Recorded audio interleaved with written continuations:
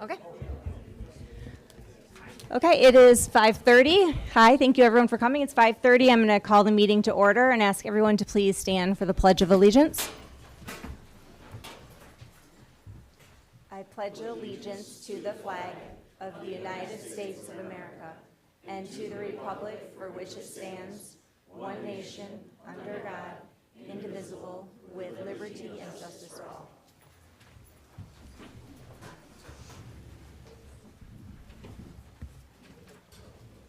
Does anyone need additional time to review the consent agenda items?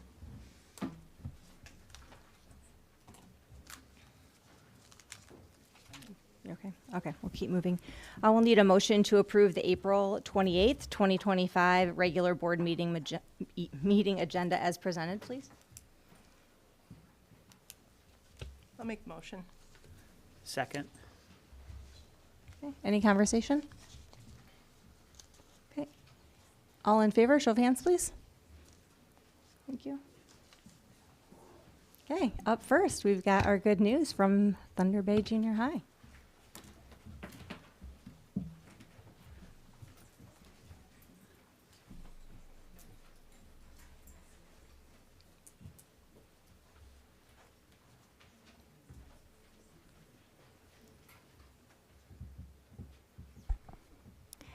Good evening. We're going to start with some introductions. My name is Katie Lee, and I am the principal at Thunder Bay Junior High. Hi, I'm Colin Riffert, one of the assistant principals at Thunder Bay Junior High. I'm Lauren Brown. I'm the other assistant principal at the junior high. Abby Kowalski, Dean of Students. Brenda Ross, the lead special education teacher at the junior high. Alyssa Miller, math teacher.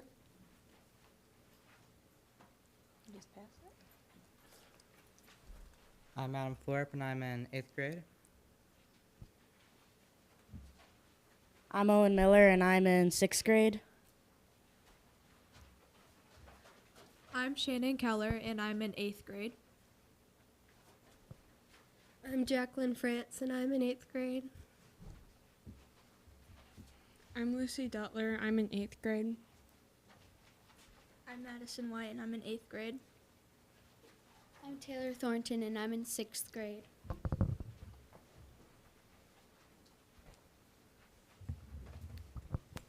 Hi.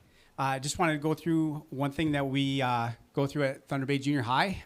We have the motto REP, which stands for what we believe all of our students and staff should represent. The R stands for respect, the E for effort, and the P for personal responsibility. And just a background on how we came to this motto. All staff and students were sent a Google form for polls, for opinions, for input.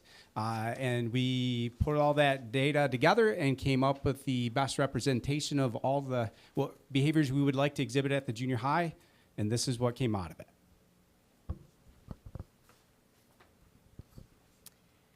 You'll see some pictures of some green and white in the school. So one of the things that we've really been trying to do is incorporate more of our school colors throughout the building to really encourage school spirit and build that Wildcat community at Thunder Bay Junior High.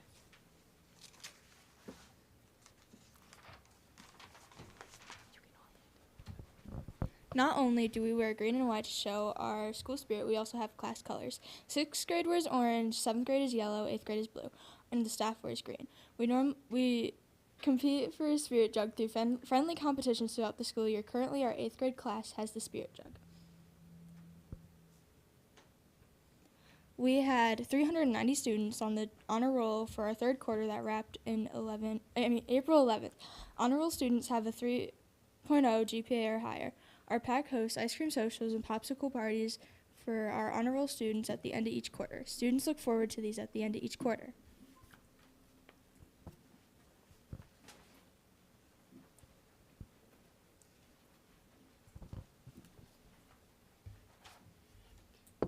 Each quarter, every teacher nominates a student that represents Thunder Bay by having excellent respect, effort, and personal responsibility throughout the quarter. This quarter, we celebrated our Students of the Quarter at a pep assembly.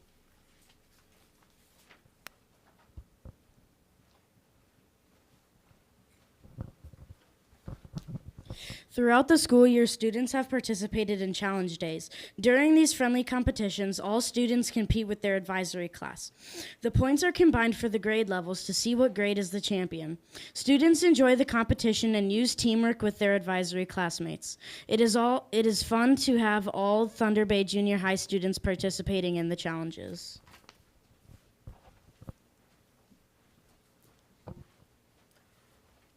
State testing wrap up. Our 6th, 7th, and 8th grade students just finished state testing. 6th and 7th grade students tested in the math and English M-STEP, while our 8th grade students took the PSAT 8th and 9th and M-STEP for science and social studies. All of our students did an outstanding job during testing, and we're so proud of them for their excellent effort in standardized state test.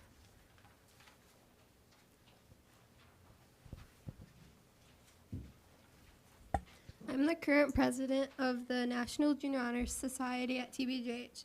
Together with our advisor, Ms. Gania, we follow the 5 pillars that we abide by. First is character. We show respect to ourselves and our classmates. Scholarship. We spend hours volunteering together as a group and on our own. Leadership. We are leaders of our school and community. Service. We have multiple hours of service in our community, volunteering or participating in many projects together.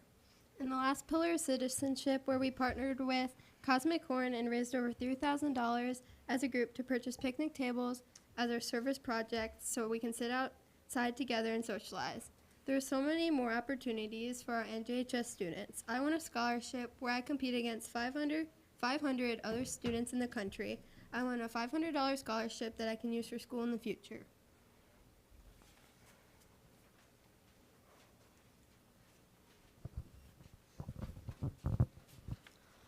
Our student council is very active throughout the school year. Our students plan school spirit activities, host dances, plan the talent show, and run a food drive. The students also work at these events. A big event that we have coming up is our 8th grade celebration. We have many activities planned for our 8th grade students. The 8th grade celebration is a great way for students to celebrate the end of their middle school career.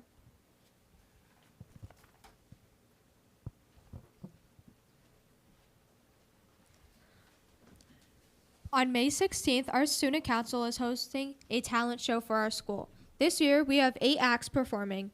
We are so proud of our students for showcasing their talents, and we look forward to the show.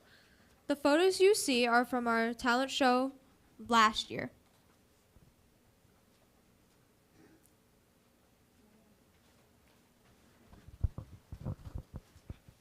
Our Innovators Plus students recently went to the Square One IRV competition in Gaylord.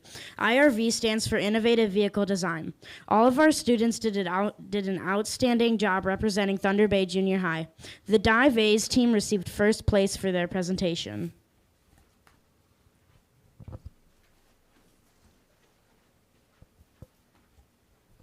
This year, we are excited to share that we have 93 students on our track teams in grades 6, 7, and 8. This is a record number of students participating in track. Extracurricular activities help students develop social skills, confidence, and time management, while also contributing to personal growth and academic success. They provide opportunities for students to explore their interests, try something new, and build their skill set.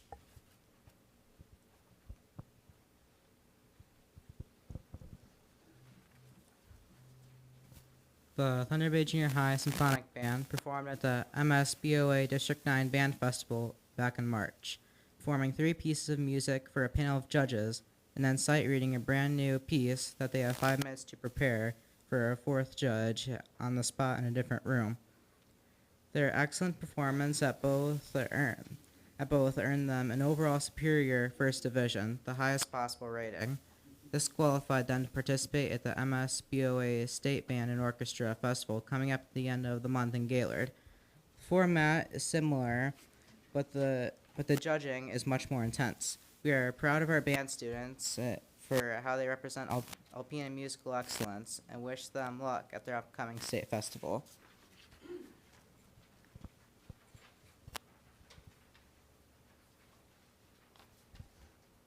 One of the events that choir students attend each year is the District Choral Festival.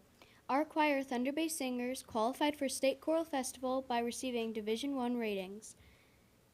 They will be traveling to Saginaw Valley State University on Tuesday, May 6th. This is an amazing opportunity to see new college campuses and gain new experiences of hearing other talented choirs from around the state. Please join us on Thursday, May 29th at 7:00 p.m.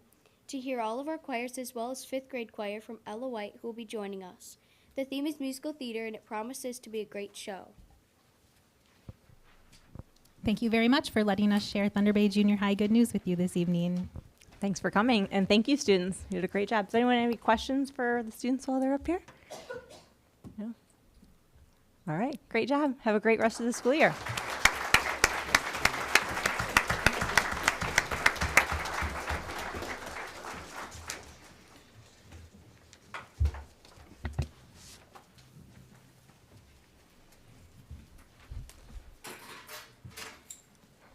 Okay, we have reached the point in our agenda that citizens and or delegations may address the Board of Education.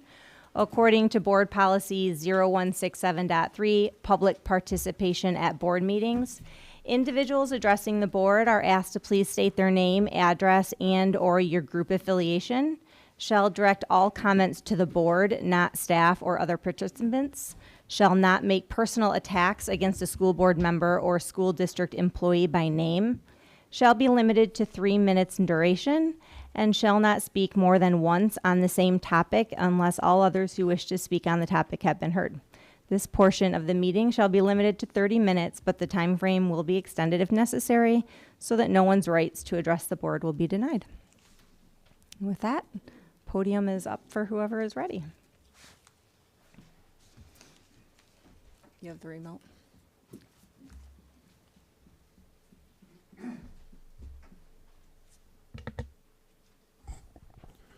Good evening. My name is Bruce Heath, and I'm a resident of Ossining. And today I'd like to talk about the proficiency in reading and math that Alpena schools have. And in 2018, you guys were around the 50% mark, as I saw. And right now, you're at 39% in 2024 for reading, and I think it was 35% in math. So that's a lot of kids that are not at grade level all yet. And it's come to my attention that the school district doesn't have any summer school remediation program for those children in grades 3 to 8. Now, correct me if I'm wrong, but what I saw on your website, that's what I saw. And with the days that you've lost from the ice storm, I can imagine that it could be even tougher this year. And so I think that you should think about having a remedial program for these age groups and work on the basics of reading, writing, and arithmetic, and because there's a lot of work needs to be done. And I know that the pandemic was around, starting in the late 20s, and it was tough. Nobody did well. But I think the money would be well spent if you had some remedial classes this summer, if it could possibly be arranged. And so I'd like you guys to think about that and see if you could put that together. Thank you. Thank you, Bruce.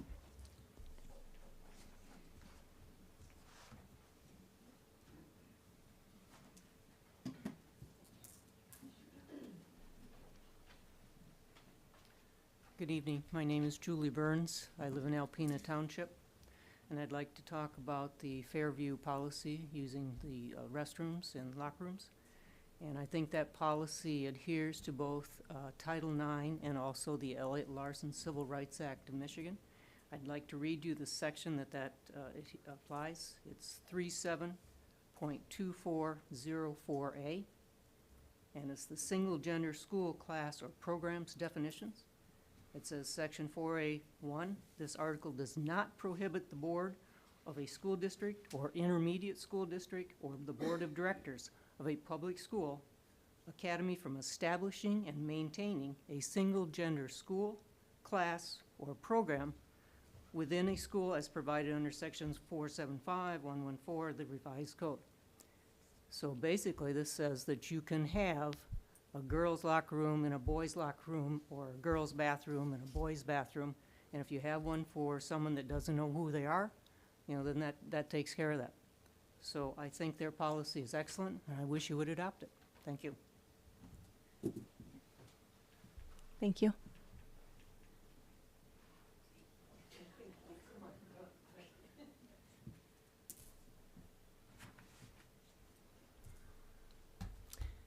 My name is Julie McCallum. I'm a resident of Alpena, and I'm coming to you as a community member, a parent, and a former employee of APS for 9 years. I'm concerned about the focus of about 4 to 5 members of the board, mostly, and I want to remind you of the district's mission statement, which is Alpena Schools, in partnership with our community, teaches and challenges all students to become lifelong learners and productive citizens.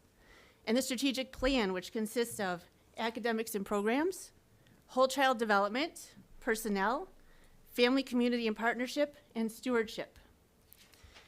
And from masb.org, linked right on the Alpena Schools website on the school board page, 8 traits of an effective school board. I'll just read a few of them. Effective school boards commit to a vision of high expectations for student achievement and quality instruction and define clear goals towards that vision. Effective school boards have strong shared beliefs and values about what is possible for students and their ability to learn, and of the system and its ability to teach all children at high levels. And effective school boards are accountability driven, spending less time on operational issues and more time focused on policies to improve student achievement. In fact, all 8 of those tenets are geared towards student achievement, not bathrooms, which students, staff, and the community have explicitly told you are not an issue at APS. Stop pushing your personal agendas where it doesn't belong and start doing what, as a school board, you are supposed to do and what you have volunteered to do, which is help improve student success and achievement, unless that really isn't your goal. Thank you. Thank you.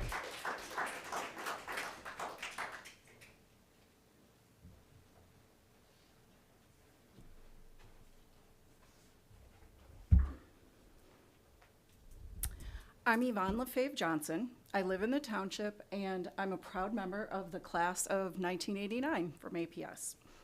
I'm here to respectfully urge the board members to put the culture war issues aside. I'm asking you to follow state law and your own established policies against discrimination and harassment. I'm asking you to drop the implementation of a bathroom policy, also known as the Student Physical Privacy Policy, and do the work your community elected you to do. You are elected to provide the education that advances the future of all our students, our families, and our community, not just the minority who agree with you about a non-issue. Our success starts in the classroom, not the bathroom. Let's set aside red versus blue, and let's get practical. I called this a non-issue because all Alpena public schools have a single-person bathroom. This is a solution in search of a problem. Your own legal counsel has told you twice that this bathroom initiative would violate district policies. Beyond that, the American Civil Liberties Union letter from earlier this month reminds the board that it has to follow state civil rights law. Presidential executive orders do not supersede state law. It would be financially irresponsible to spend money on an opinion from a different law firm, one with a political agenda, that supports this effort. Shelling out more of our taxpayer dollars to get the answer you want will not make this legal. It would be financially irresponsible to adopt a bathroom policy that violates state law, violates district policies, and almost certainly will be challenged in court. The only people who will benefit if you continue to push this will be the lawyers, not our students, not Alpena taxpayers. How much taxpayer money and time will you waste on this? How much funding will you divert from our students and their success? Students, educators, parents have told you this is a solution to a non-existent problem. Please listen and stop trying to manufacture one. focus on the learning outcomes, focus on student achievement, and their test scores instead of where kids go to the bathroom. Thank you. Thank you.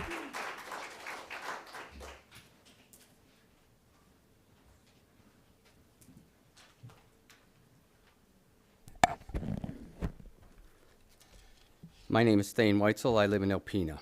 In 1977, I graduated from Alpena High, spending nearly my entire school career here. My 2 adult children each graduated from Alpena High as well. 2 of my granddaughters are currently attending Alpena High. The eldest of those 2 was asked to attend last night's Besser Company-sponsored dinner honoring the top 10% of graduating seniors, and I'm proud of her. After I retired from business, I decided to go back to work at Alpena High School because I see these young people as our future. I am sharing all of this information to support the simple fact that I am passionate about the decisions you, the school board, makes. In my opinion, many members of this board have allowed partisan politics to override common sense. I saw it when the board voted down a proposed rain garden that would have saved the taxpayers, including myself, thousands of dollars. I saw it when certain members of the board voted to hire an outside legal firm that is known to align with their personal views, thus throwing more of our tax money away. I'm seeing it again.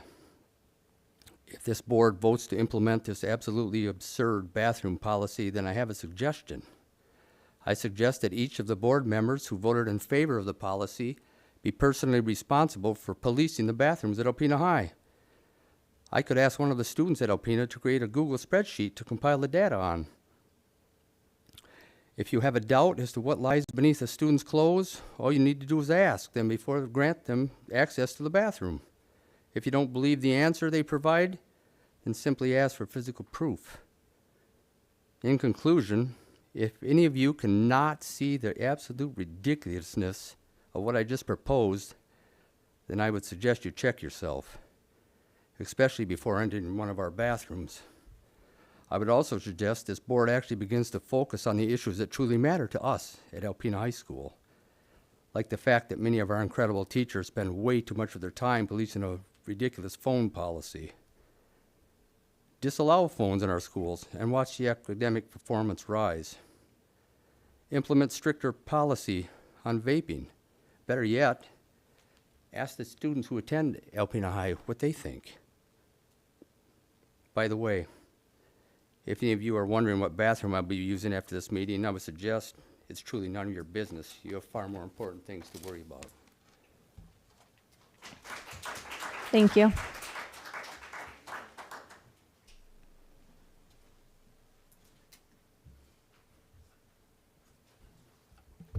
My name is Callie Brusso, and I'm a senior at the high school. I am also vice president of the student council. I would like to once again address my concerns relating to the Fairview bathroom policy. The proposal is not in the best interest of the student body. Instead, it creates a negative environment, seemingly targeting students who may be different. However, this policy seems to be a political and religious agenda for some, despite the fact that the students and staff are voicing that the current environment is a welcoming and safe place to learn. I also believe that this proposal is very premature and not properly vetted, as our board's legal counsel and the MASB have advised Alpena Public Schools' current stance is legally compliant. Additionally, these attorneys are advising that a departure to the new proposal would invite litigation. This is also evidenced by the recent letter from the ACLU, who are strongly urging against the passing of the policy. Instead, the board could easily delay this policy until our hired attorneys, the MASB, along with the ACLU, recommend a change in the bathroom policy. Another way the board could go about this topic is to research and discuss this policy with our peer districts like Traverse City, Cadillac, or Petoskey. Instead, the board is focusing on a specific policy by Fairview that is a small fringe district that is nowhere near similar to Alpena in any way. I would also like to say a huge thank you to the 2 board members who attended the Top 10% dinner last night. We appreciate your lasting support for the students, and we hope to see more of you next year. Thank you. Thank you.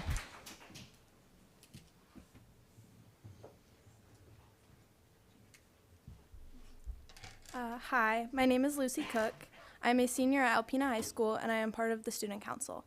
As president of AHS Student Council, it is our job to represent the students and speak up when a change in policy will negatively impact our school. The new proposed bathroom policy does not have the students' needs in mind, as this is simply not an issue within the school. There haven't been any bathroom incidents regarding gender brought to the board to provoke this change. The high school has a single-stall, gender-neutral bathrooms available, which have prevented any gender-related bathroom issues thus far, making any changes unnecessary. This policy is impossible to enforce without violating students' privacy and creates an uncomfortable situation for both students and staff. This policy focuses on a small minority at our school that doesn't deserve to be targeted. Our school should be accepting of all students regardless of their gender and act as a safe space for students to learn and grow. No student should have to worry about their privacy being violated every time they enter the bathroom. There are more prominent issues within our district that we should focus on rather than allowing politics and personal agendas to infiltrate our school. I hope that in the future the student council can work in conjunction with the school board to make more positive changes within the district that will create a more welcoming and inclusive school environment. Thank you.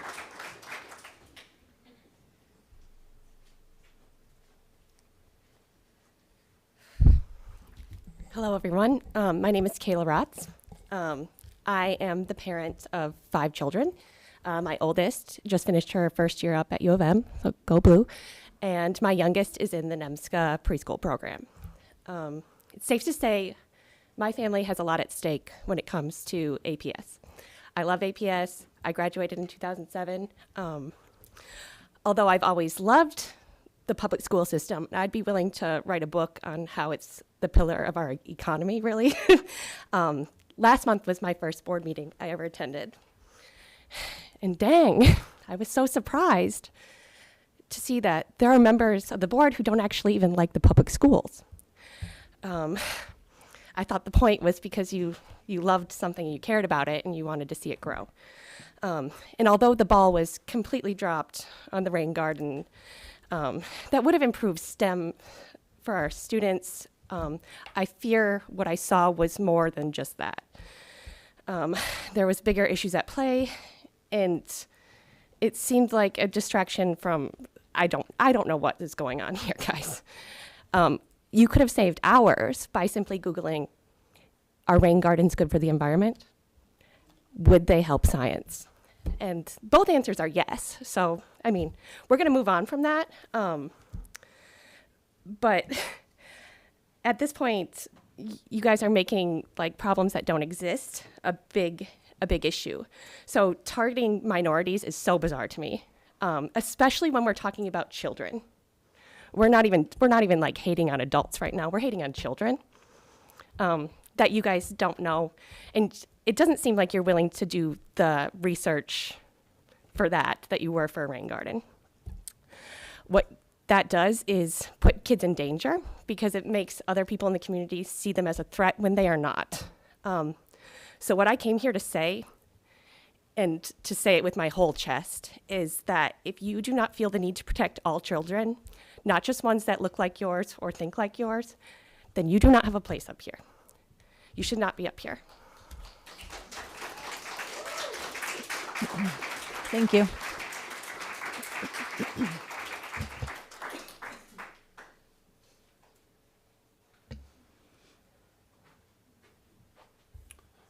Ryan French, Alpena County. Legal experts dismissed. Student council dismissed. The superintendent. Engineers from U of M. Teachers. PTA presidents. School counselors. All dismissed. Earlier today, the Detroit News published an article about the bathroom proposal put forth by a few members of this board. Quoted in the article were students again saying this wasn't an issue, and quote saying even if it was adopted, there's no way to enforce it. Who wasn't quoted? The member of the board who brought this issue to the forefront. According to the article, she refused to comment. I'm not here about bathrooms. I'm here about members of the boards that don't listen to the people mentioned at the beginning of this speech. If this debate was about drug and policy enforcement or student test scores, which by the way are actual issues at APS, and members of the board weren't listening to the students, teachers, administrators, and experts, I would be making the same speech. In the last workshop meeting, the superintendent informed the board that the APS lawyers advised the district to not adopt a bathroom policy, a law firm that advises over 500 school districts and has over 200 years of combined experience in the field. But for certain members of the board, that wasn't good enough either.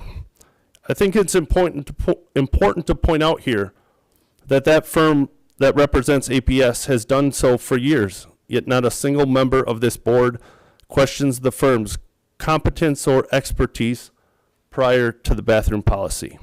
When the superintendent informed the board of the law firm's advice, one member of the board disagreed, saying, quote, "I read up on it." Imagine for a second that I went into your place of business, and despite your years of schooling or generations of experience, I told certain members of this board how to teach music or care for medical patients or grow strawberries. And when you pointed out that you went to school, earned degrees, or learned about growing berries from hard-working generations prior, I replied, I read up on it, and therefore would like a second opinion. Yet here we are, discounting law experts because of articles from the internet, dismissing U of M engineers by opening up manhole covers, spending money, time, and resources on a problem that teachers, administrators, and most importantly students have told you is not an issue. This isn't about bathrooms. In closing, I grew up here and I moved my family back here recently because I love it here. And now a political agenda by certain members of this board are attempting to divide a town in desperate need of a strong sense of community. A factory just closed. Population is down. And when times are tough, we look to community leaders like the school board. Your time's up. I'm sorry. Sorry to cut you off. Thank you. If you guys need to shut blinds back there to keep the sun out of your eyes, you're more than welcome to. Oh, okay. Sorry.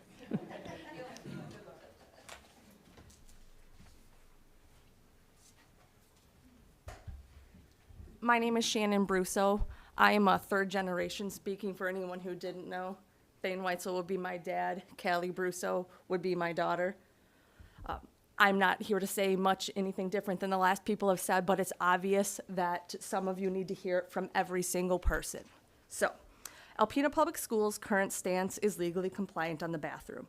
Additionally, the attorneys are advising that a departure from the new proposal would only invite litigation. This is also evidenced by the recent letter from the ACLU that urges against the passing of this policy.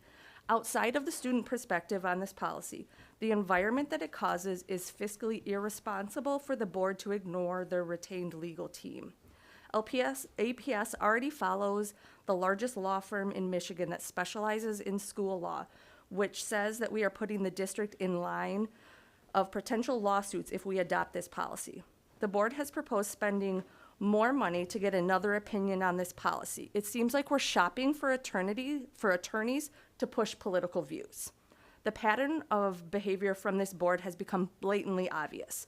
Ignore the voices of the student, reject the legal opinions of your attorneys, underline the teachers and administrators to allow the board to micromanage any and all decisions. Worse yet, the board is even acting without any expertise in law. They have also been trying to micromanage curriculum and ignoring the expertise of our teaching professionals. In closing, please don't put us in a legal showdown with the ACLU. This is not a battle that the district can afford to fight, especially over a policy that students, staff, and administrators already are handling well. Thank you.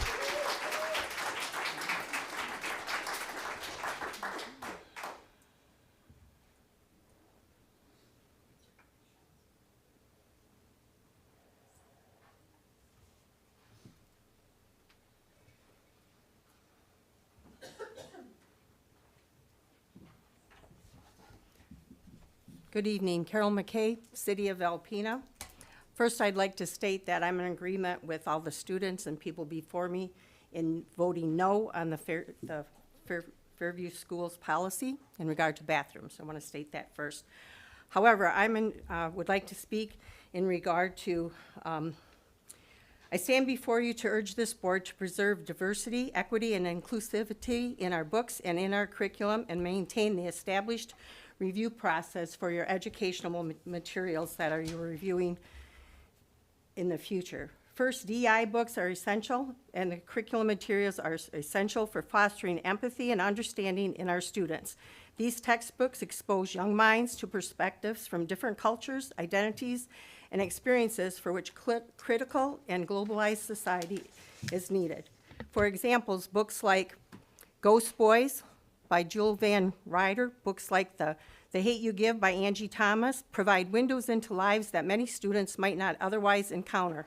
Studies such as the one from the American Educational Research Association in 2023 show that exposure to diverse literature improves students' social emotional skills and reduces prejudice.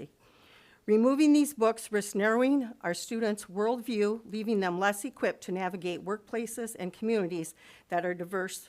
Second, eliminating the review process for curriculum materials is a reckless move. The current process involving educators, librarians, community input, and students ensures that books are age-appropriate and educationally valuable and properly vetted. Without it, we open the door to arbitrary decisions, either to ban books based on personal biases or to include materials without proper vetting. A 2024 report from the National Education Association highlighted that structured review processes prevent censorship while maintaining academic rigor. Scrapping the curriculum materials or systems or processes that are in place can lead to chaos, erode trust within your staff, parents, and invites legal challenges as seen in districts like those in Florida facing lawsuits over book bans. Finally, preserving DEI in the review process upholds our commitment to academic freedom and critical thinking. Banning books or selectively eliminating any part of the curriculum does not protect students. It stifles their ability to grapple and understand the world we live in and engage with it thoughtfully. By keeping all books, we affirm every student is valued and create a student environment where all can thrive. In closing, retaining DEI books ensure students grow into empathetic, informed, and open-minded individuals. Let's commit to a curriculum that reflects the richness of our world and equips every student in it to succeed. Please keep the current process in place that involves the necessary review of Your time's curriculum up. by I'm committee. sorry. Thank you so much. I appreciate thank your you. time.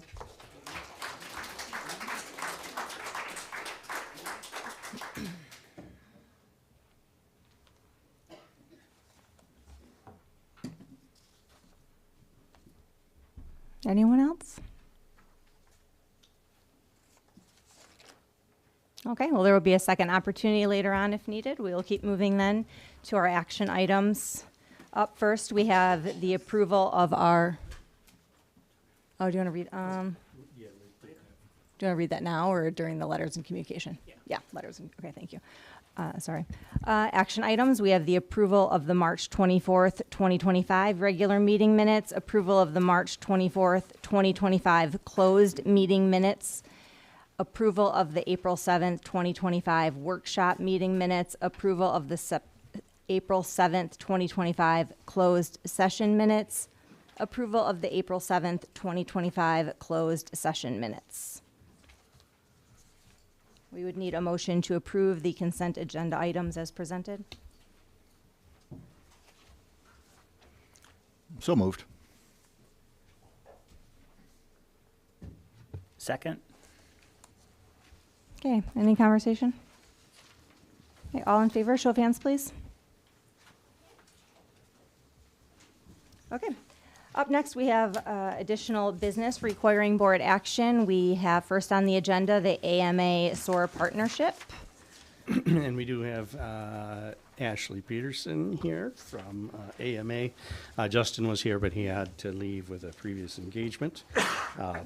Again, this is a partnership, first of its kind, you think, between AMA and APS, but it also includes all the other districts in AMA as well, to serve our student population with emotional impairments, being able to provide appropriate services to those students, and essentially that AMA would be taking over the facilitation of this program.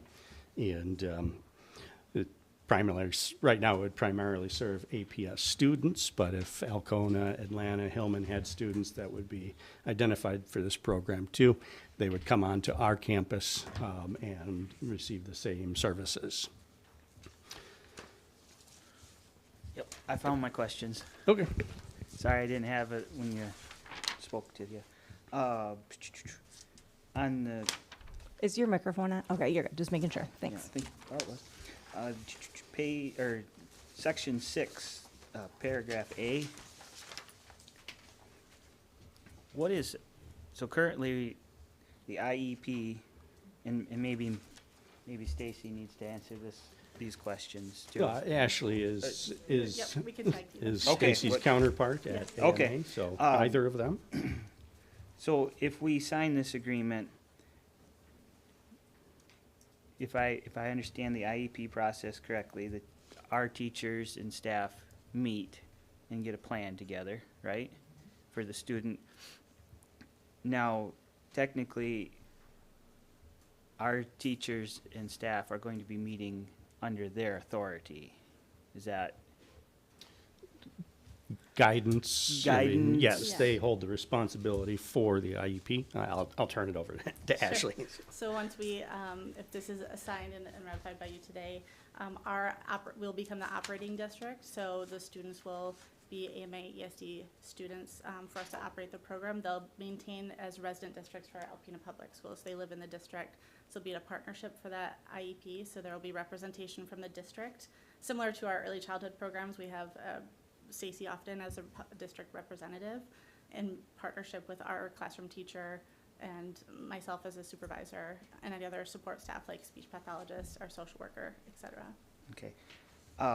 Does that throw us into a little bit of a conflict then, union-wise?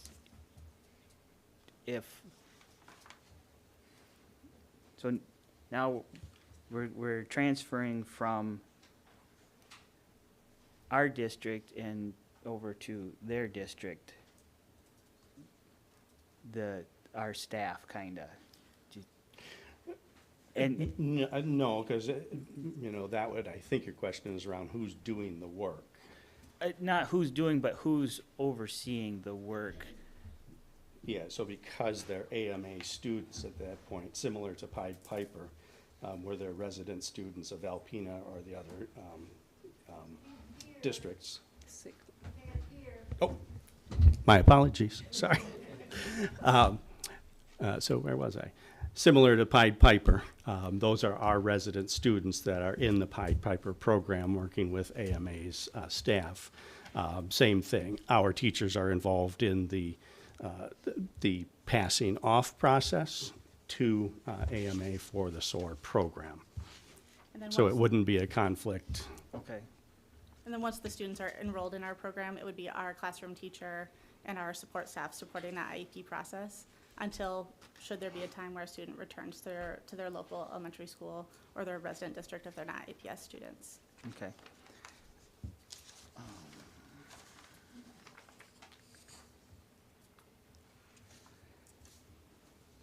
Section 8, paragraph G.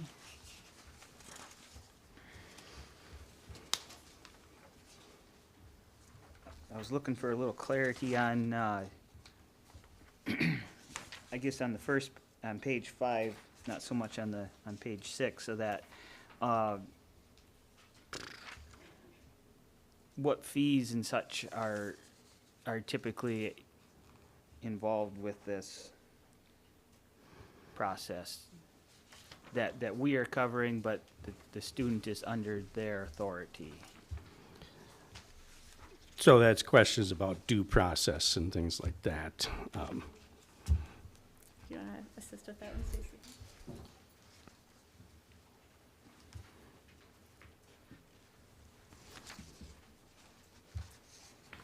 So I read this as students with disabilities have a lot of protections and their families have procedural safeguards if they don't agree with an IEP.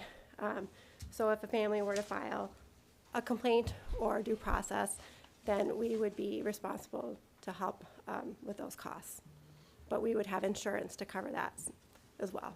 Okay, when you say they file a complaint, they're filing a complaint before they get into the AMA's program or after? I mean, families are able to do that at any time if they don't agree. There are a lot of protocols in place where we try to, to address concerns and come to a consensus. But if there were a complaint that was filed, they have the right to do that. Okay, so technically, just, they could be in AMA's care, file a complaint, and we cover all the attorney fees. Is that how that, am I following? I mean, including actual attorney fees and costs. Yeah, cost, Yeah. I was just highlighting one portion. Yes. Is that how you understand it as well? Yep. Okay. And that first sentence is of any relief ordered. And so if we are found to have violated due process or something along those lines, then we would be responsible for whatever's ordered to come of that. Does that include, are you saying like monetary relief, or are you saying relief in the form of changing their IEP? Getting too many digits here. It could be, all of it, really. yeah, so we have experience where we just had to provide additional education throughout the summer. That's one remediation. Again, I would say that the chance that there's a monetary judgment is pretty low. Yeah. It's usually restoring the education that they didn't receive because of a issue in the due process. It's educational loss. Okay. Does that happen ever? It's I not mean, the norm. No, but it does happen. And if it were to happen while we're doing the program, you're going to think that that would be with our teacher, our support staff, like our social worker, our speech pathologist, et cetera, that would be staffing to make up that time should there be a violation. Okay. And it's similar to how we work right now when we have kids that we collaborate with all the time. And if there were an issue, it's not really any different than those situations. Okay, I just was, excuse me, seeing we're on the hook for a lot of stuff, but we're not in the position of authority, I guess, over the student. So that's why I was asking for clarity there.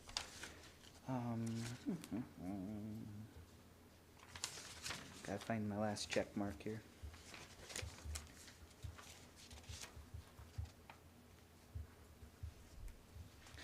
I guess in that same section of 8, paragraph D, could I get a little more of an explanation on that? That's related to the special ed payout that we do annually, just saying that dependent on the funding for that academic year, that could be variable. So it's not going to be a static payment each year. It's formulaic, and the superintendents discuss that, and then that's transparently shared each year.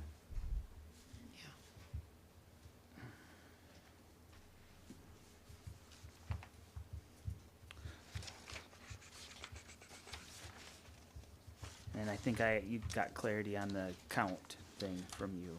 Yeah, and I'll just kind of rehash what we talked about. The funding arrangement is in paragraph 8A. States that 100% of the funding for the student goes to AMA, and then a 20% is sent to the district. That is based on, number one, we don't know exactly what a student's schedule is going to look like throughout the year. The goal is to have them in the least restrictive environment, and if that happens to be the SOAR room, the majority within the limits of the IEP, it could be a 90% in the SOAR room and 10% in an APS classroom. We're just kind of through our current experience saying that it's probably going to be about an 80-20 split, where they're in the SOAR room 80% of the time and they're in an APS classroom 20% of the time. That'd be like gym, art, music, possibly into a grade level classroom as they, have that gradual release. So we want to get a year under our belts and really see what's going on, knowing that every student in every year is going to be different. But right now, we both feel that this is probably a pretty accurate assessment of what's going to happen as far as, again, time spent between the two districts.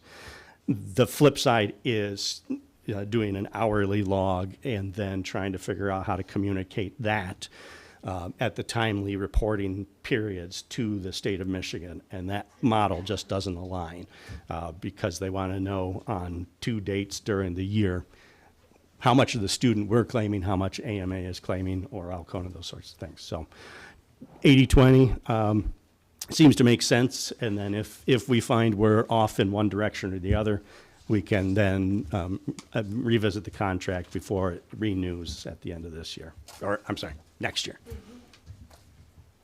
And that we will review this every year. Oh, yeah. I mean, Yeah, it wasn't and again, the way multi-year. we talked about it when we originally, we don't know exactly what this is gonna look like. And so, we just wanna, Stacy and Ashley have been working very closely together. Again, you're talking about students and things may change very quickly that we just weren't expecting, or it may go exactly as we expect.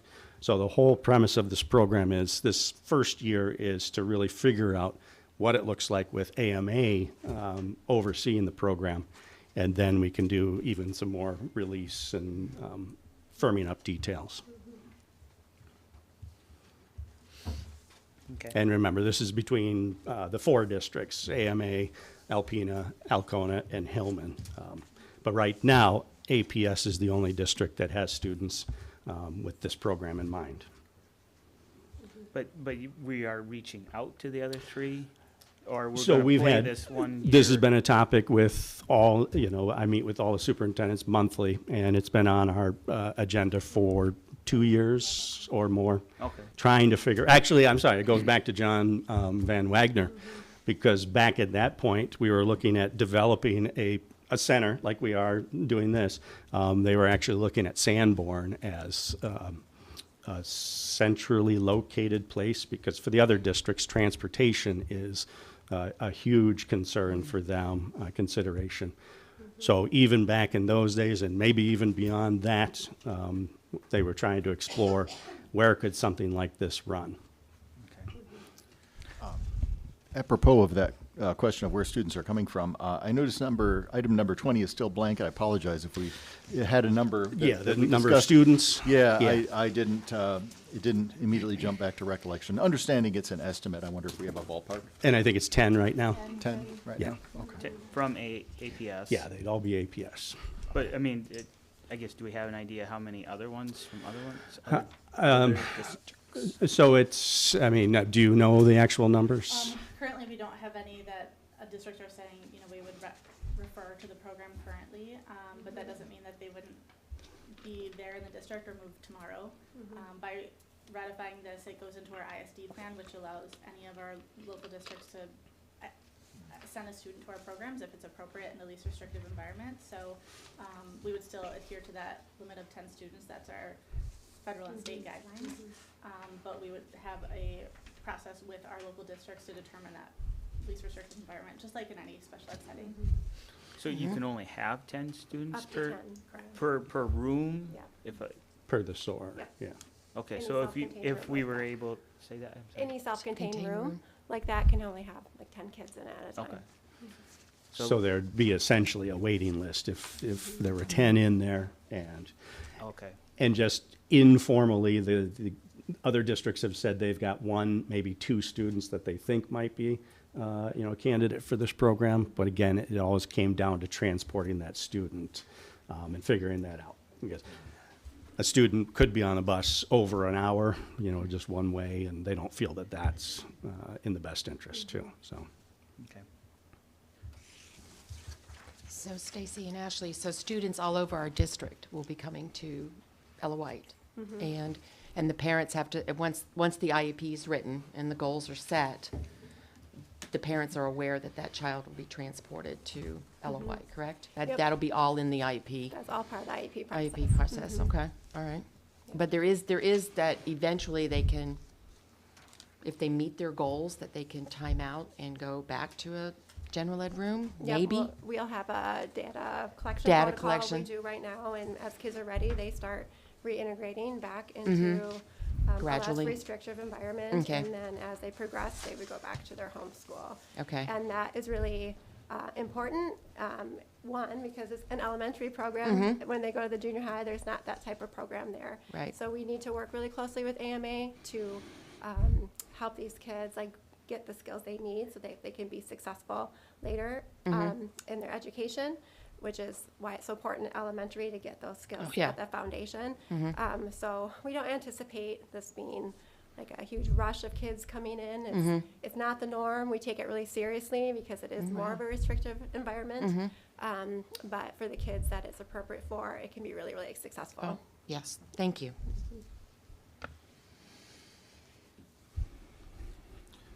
I would move to approve the AMA SOAR partnership agreement as presented. Second.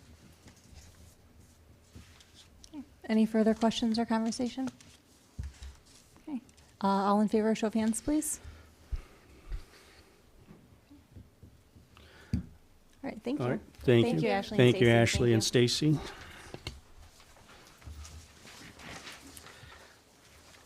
Okay, up next, we have the King Scott Facility Master Plan Development. You were All right, give me just 1 second because I have King Scott on virtually if we have any questions for him.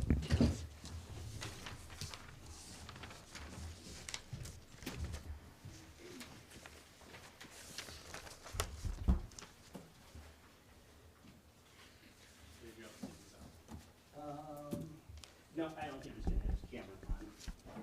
Just audio.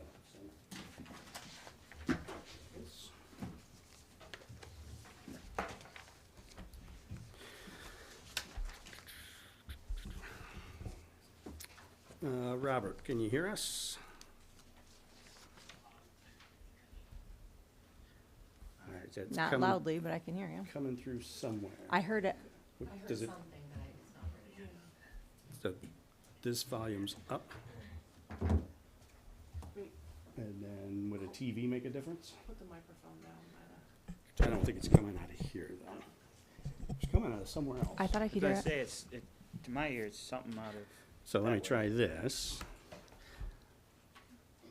Try it one more time, Robert. Not yet. I think if we do this, go ahead and say something. I'm here. Can you hear me? Can everyone hear? Okay. All right, so, and that was a yes, we can hear you, Robert. Okay. Give me just a second.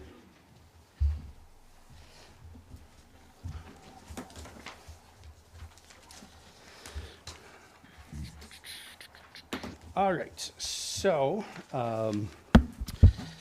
this is looking at using King Scott and Clark to design really a 10-year vision for the district. I did speak to some board members and have some more information to share. So I'll just kind of start with why we're interested in doing this. We are in a very unique situation in that we are not in financial straits. We're in pretty solid financial condition. And, right now we're just at the whim of what the state decides to do. We should have some answers maybe in the next couple of weeks here from the state about what they'll do with next year's budget. But as far as a financial crisis, we don't have one. We are looking again 3, 4, 5, up to 10 years down the road, recognizing very long-standing trend of declining enrollment since I think it was 1972, where I think we've lost 60% of our student population. In that time, we have closed 13 buildings, but very different circumstances at that point. Number one, we did it for financial reasons. We had to make significant cuts in a very quick turnaround. And with 13 additional elementaries scattered within our outlining frame of the city, Sanborn, Wilson, and Hinks, the displacement of families was not as significant as it's likely to be if we were to have to close one of our country schools at this point. because then you're already, I use my house as an example. I can see Long Rapids Elementary from my classroom, but Wilson is my school district. So if we were to close Wilson, would it be Sanborn or would it be Hinks, or what would that look like? But again, I want to reiterate, we are not looking at closing schools. I could hear myself on that one. We're not in financial hardship. We're not at a point where we do have to make these decisions. But we are very confident that 5 years from now, we're going to have less students than we have today. And so better to start now talking about, what can we do with our current buildings?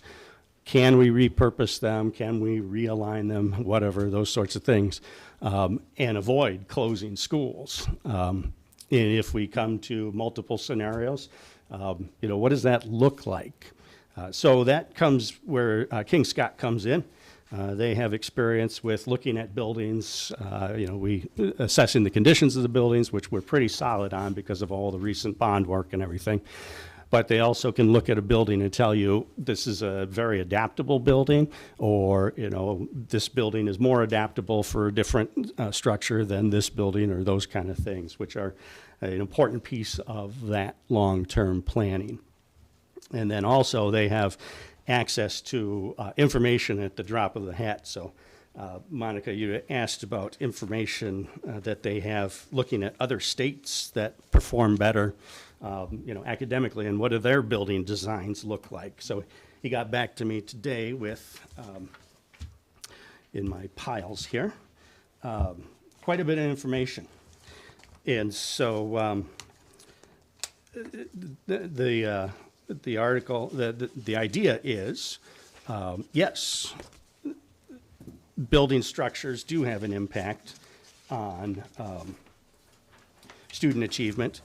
And just paraphrasing, it's about proper lighting, ventilation, acoustics, flexible furniture, flexible classrooms, flexible structures like that. And so they have a wealth of information available to kind of explore that. But more importantly, they have the expertise to say, this is what a flexible classroom looks like, or this is what you need to be able to build that. But then they did also go to the point that's somewhat timely. One of the biggest factors, these higher performing states like New Jersey, Massachusetts, and Connecticut, is they spend almost twice as much in some cases on student education than the state of Michigan does. Which then ties also into the school finance reforms, analysis of the state of Michigan's facilities. Was it 2.3 billion or 23 billion? $23 billion in estimated upgrades across the state of Michigan with our public schools. So just a quick, I know I'm just sharing this with you now, but there is a connection, again, lighting, ventilation, acoustics and flexible seating and flexible classrooms that connects to student achievement, as well as the funding. But this isn't a question about the funding at the state level, unless we want to turn it into that. But so I think it's kind of the gist of it. I did talk with a board member who said, maybe we use AI to kind of lead us through this process. And I thought, interesting. So I did. I typed in our scenario, 1972 and all of this. It produced a pretty nice plan, of steps that we would go through. Number one was hire a firm to assess the adaptability of your buildings. So even AI thinks that this is the right thing to do. But so I think I touched on everything. I think that's it. And then Robert, I didn't mean to steal your thunder, but he is there if you wanted to ask him any questions. No, but thank you for getting this and being so thorough. I really appreciate it. I guess my thing is, though, as I look at the 22,000 and I just look at like the discovery phase, exploration phase, like what all that entails, and I have a hard time seeing, I can see the hourly rate, but to conduct a student population density analysis to identify areas, we can probably already kind of do that ourselves. To evaluate the school buildings, that's already been done. review historical and projected enrollment trends. We have that already. And that's why I'm just questioning why some of this can't be done in-house to cut down on that expense. I mean, yeah, the density study has not been done. Again, it could be, probably. You know, it was kind of like we talked about. They produced all of this information within, you know, a 10-hour period of time. How long is it going to take our staff to go out and learn how to do these studies, to learn how to interpret these studies? That's where I see their expertise of having done these things before and making sense of them and what it means for our situation. The enrollment study, again, we have lots of numbers. I've shared some of those numbers. But, you know, what does that mean? What does it look like? How do we apply it to different scenarios? The numbers I got, there's a budget enrollment projection, and then there's a facilities projection. And you can use those numbers for different purposes. I don't know how to use those numbers differently, but a company like King Scott would be able to tell us. If you're looking at it from the financial aspect, or you're looking at it from the facilities aspect, or whatever other aspects, again, we got a team of very smart, dedicated people. I'm sure they can do it. But that timeline of having this by November is going to be at least next November, or, you know, because we'll have to learn how to do these things. And we need it by this November. Why? Because the strategic plan is about looking forward. And so the sooner we get that, we can start making decisions. But we're not going to close anything or make any, you're saying within the next how many years? Don't know. I mean, really, it's looking at all the scenarios. If you hold off doing anything for 5 years, this is what it looks like, you know, as best as possible in the 6 through 10 years, those sorts of things. I would say it's, you know, one of the things that we said we were going to do in the strategic plan was have this up and running when we start next year, next school year. So it's a deadline in the strategic plan. And 22,000, you know, if 3 years from now, all of a sudden, we've got a new development that brings in factory, whatever it might be, it takes roughly 2 students to pay for this. You know, at $9,000, maybe $10,000 a student, then two additional students to the district covers the cost of that.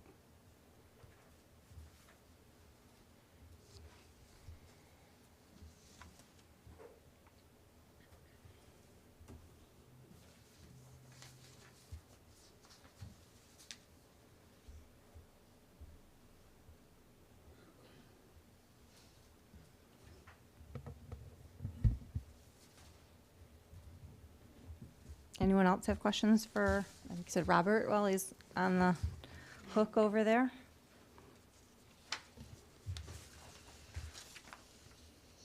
Does Robert have anything else he wants to add? No? Can you hear us? Yeah, Robert, do you have anything else you'd like to add? No, I think you did a great job, David, at least articulating the additional information I said. I think the biggest point to really make is we're going to be gathering a lot of data so that we can really start to develop really informed scenarios for the community and the district to consider. And, you know, let's take advantage of this time now versus if it becomes critical in the future trying to tackle this big of an issue. So, you know, that's our goal, is to come up with as many scenarios as we can, taking into account all this information, so that together we can come up with a plan with acceptable options in the event your trends continue. If your trends change for the good, then you're okay. So, but we want to make sure that you're prepared for, if the trends continue, that you can make decisions in a timely manner that impacts students, and not in a negative way, but in a positive way, and that we continue to really continue all the great work you do educationally, no matter what the enrollment is, and your facilities are geared to support that student achievement. So that's really our primary goal for this whole effort.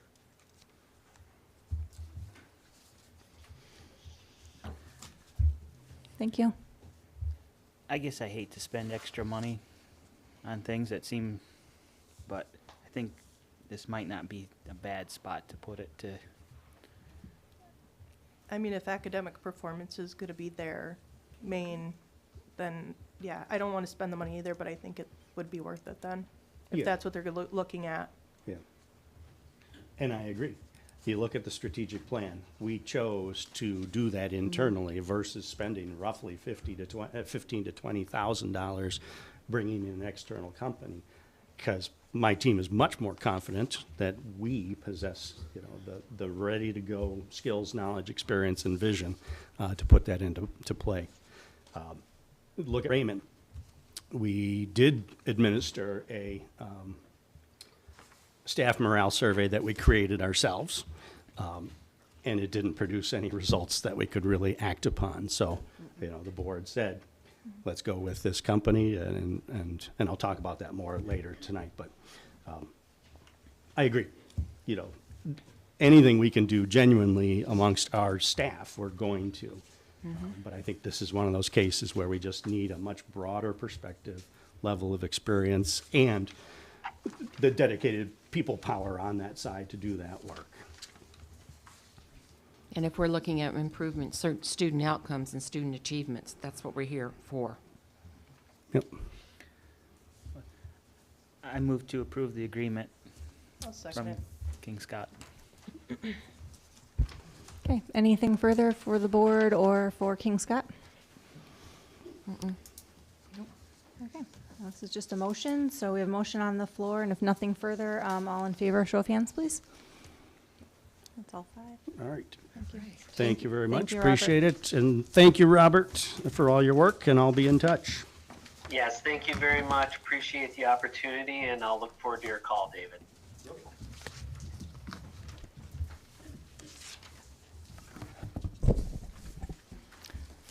Okay, moving on to the lawn care bids.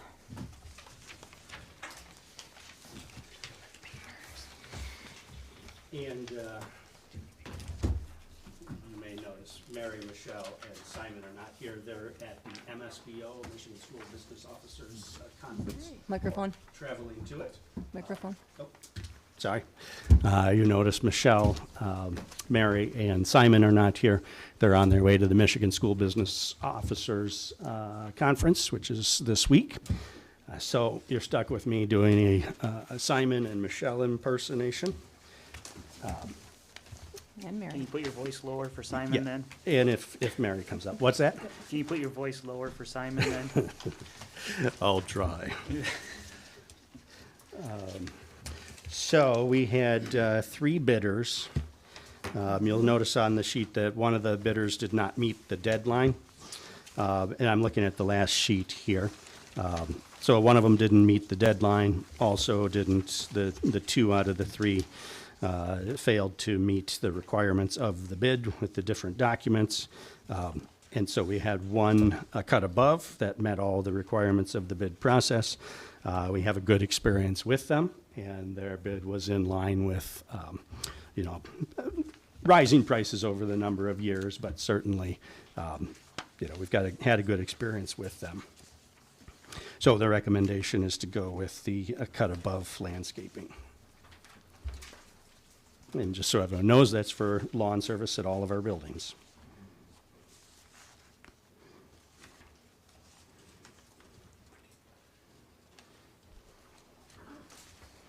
Okay, anyone have any questions for Dave? I feel like we may have talked about this before, but was it just labor costs that produced the huge increase in 2022? And I noticed that has stuck. It wasn't a fluke. I did not ask that question, so I'm not sure what was the cause of that. Was that have we been with a cut above? Was that their increase? That was, I mean, were we hiring them at that time as well? When? In 2022, I noticed that the annual lawn care cost jumped by half again from 18 to 28,000.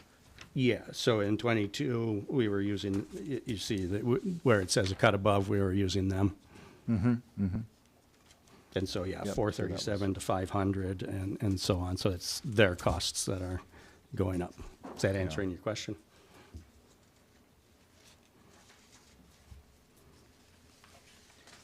Well, I mean, we don't have a lot of choice. If they were the only responsible bidder, it would be maybe next time. It is interesting, though, that some schools don't have any increase, right? Like Yeah. percent change, but some did, so. Those I feel properties- like there may be something I'm not remembering from a previous think so, too. discussion. I feel like that. But, yeah, I just thought I would ask. Not too much to be done about it, but. I don't know, 50% jump, what are we at?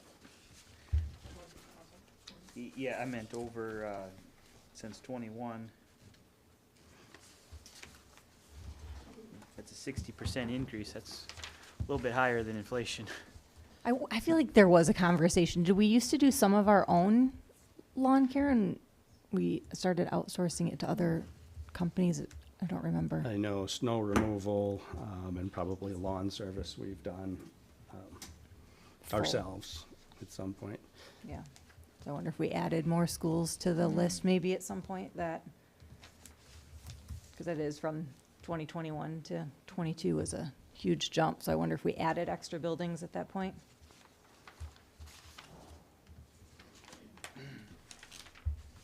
I kinda hate to go, I realize that they handed all the paperwork in, but dang, they're double. On a lot of them. Sanborn, Sunset, Wilson, they're not double, but So from his notes, he said the contractor total cost has increased approximately 8.6 over the last 3 years. The projected annual cost for this year is $40,000, but will fluctuate with weather conditions. Some of that's gotta be fuel. 4 times a month. Typical grass cutting crew is 3 to 4 workers, 2 mowers, 1 to 2 trimmers.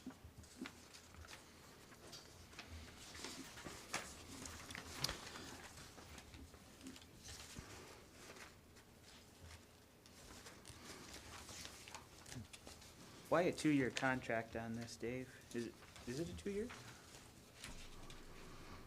Or is it?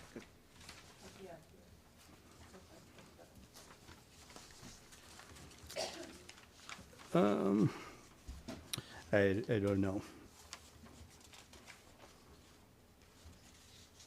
You know, they go through the bid process, they sit down with the company and they talk through things. I know we've done multi-year contracts I just curious on before that. with them. You know, could have been to lock in prices if we anticipate they're going up. I'd have to pass that along to Simon to get that.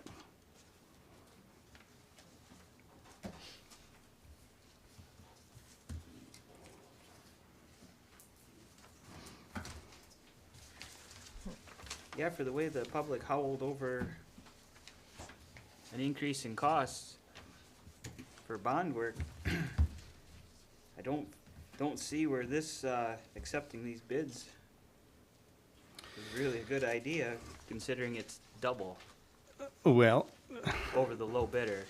Over paperwork for, did they submit the Iran sanctioned certificate form, which is required, which is required? yeah. Highly important on the grass cutting there. Well, it's a contract between a public institution, you know. But that wasn't the only thing they didn't do, No. unfortunately. I agree. Yeah, That's just I one mean, of those When you stood look out. at their prices, you know, so significantly below, again, can they do it for that price? Or will they, you know, walk away and realize they didn't do that? Again, we've got experience with a cut above. They've done a good job. Prices are going up, I agree. But if we rebid this, prices are gonna go up by 10%. Well, if nothing else, in the future, after this contract, it presents an opportunity for somebody to put in a more competitive bid, but it does seem like we didn't get completely serious bids. So- Are we able to just go with 1 year on this, or no? Because it was already, It was probably part of the bid Part of language, the- I would think. yeah. I would have to check if that was part of the bid language.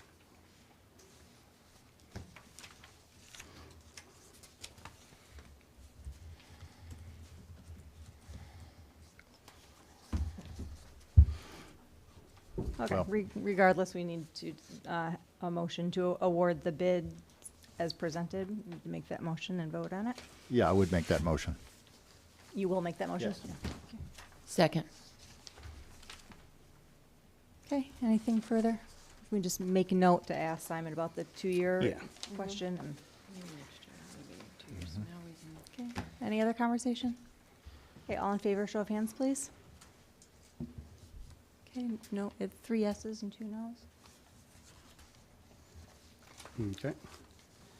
Thank you. And so 2-year contract. Was there another question? Just about the prices in general going up and, That would be interesting to, I that'd be think interesting to know. Mostly what that jump was, if you look on, I put my notes away, but before, from 21 to 22, wasn't it, Eric, where it went? Yeah. Yeah. Yeah, that's it. Significant jump, but the jump from last year to this year is not much. It was that one from way back when. okay. All right. Okay, moving on to policies. Policy 1210, Board Superintendent Relationship. This is our second reading.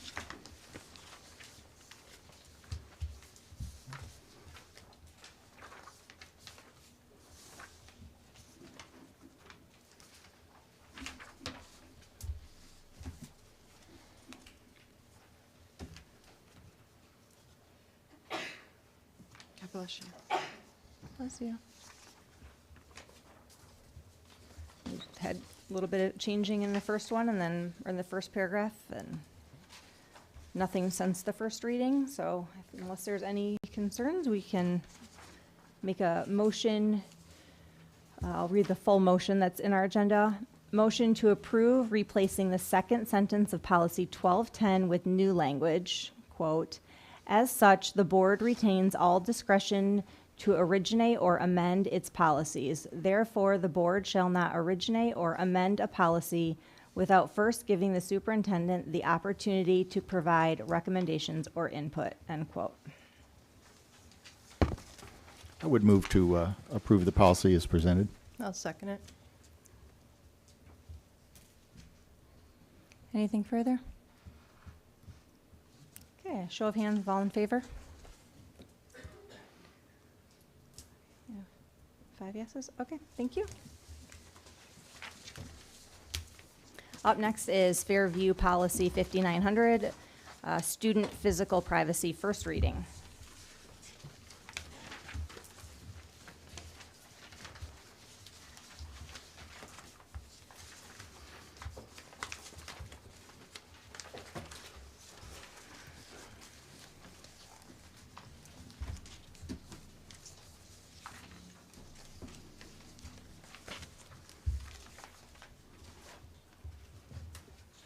This is not my rodeo, so if anyone wants to take this one and share their thoughts, feel free. And I know I just passed this out to you guys, this packet, so you haven't had time to review it, which I think we're gonna have some time, because I don't know, is it Kalman?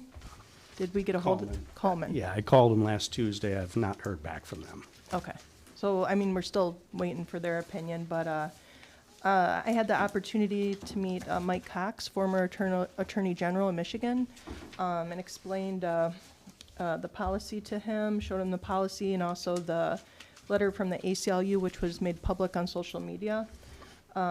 He took all the information, and actually, one of his lawyers got back to me today with this packet, so you guys can take your time to review it, but just basically the first question on here, does Title IX preempt Michigan's Elliott-Larsen Act? Answer, yes.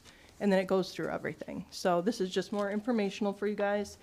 And then also with the policy, I know I emailed Dave and Anna and Summer this morning. I ended up finding another organization similar to Neola, but will offer even more, and it's continuing to grow nationally. The School Boards for Academic Excellence, and I sent you the website there that you guys can check it out. I also sent this policy to them. They've made changes using best practices, so and I attached it for your guys' consideration and for us all to look at and discuss. That's this packet here, Monica. Yeah, with the red. This is the changes. Okay.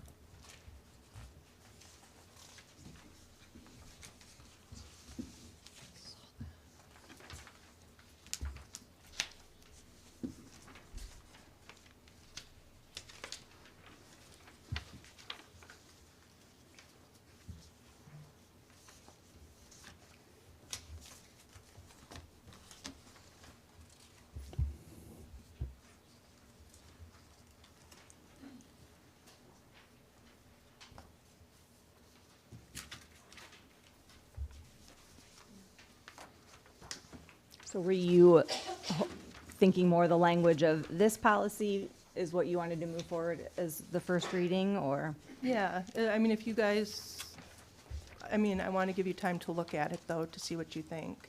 I mean, it's only small changes to it, and would involve parents as well.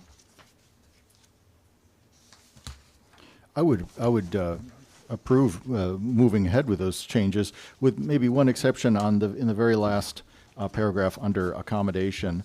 I would suggest perhaps saying something like students or parents asserting their or their child's gender, so that that would still include the student in case the student is primarily originating this request. Where's that? At the very bottom, under accommodation of biological sex non-conforming students, I would suggest restoring the word students and then saying or, students or parents asserting that their or their child's gender.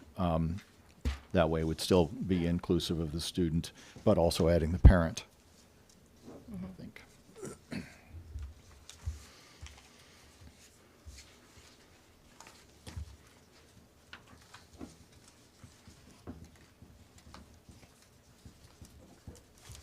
Yeah, so if you guys are on board with making those small changes to it and then presenting that to Coleman when he calls.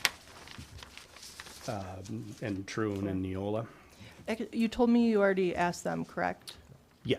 Okay, can we get the memo or the writing on that? Yeah. I don't know if anybody received that. I've got just 2 emails. I've had many conversations with them. Okay, yeah, if you can forward the emails, something on paper Yep. would be And nice. the board would have to officially engage Coleman, I think, too, before they would issue us an opinion. Yeah. But if we want to wait for that, we can always table this, next time if we.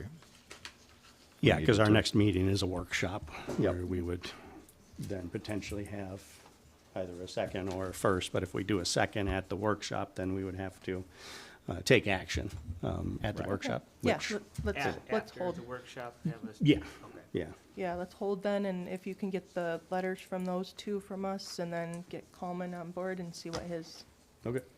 yeah. So I move to table it then to the workshop to have it official.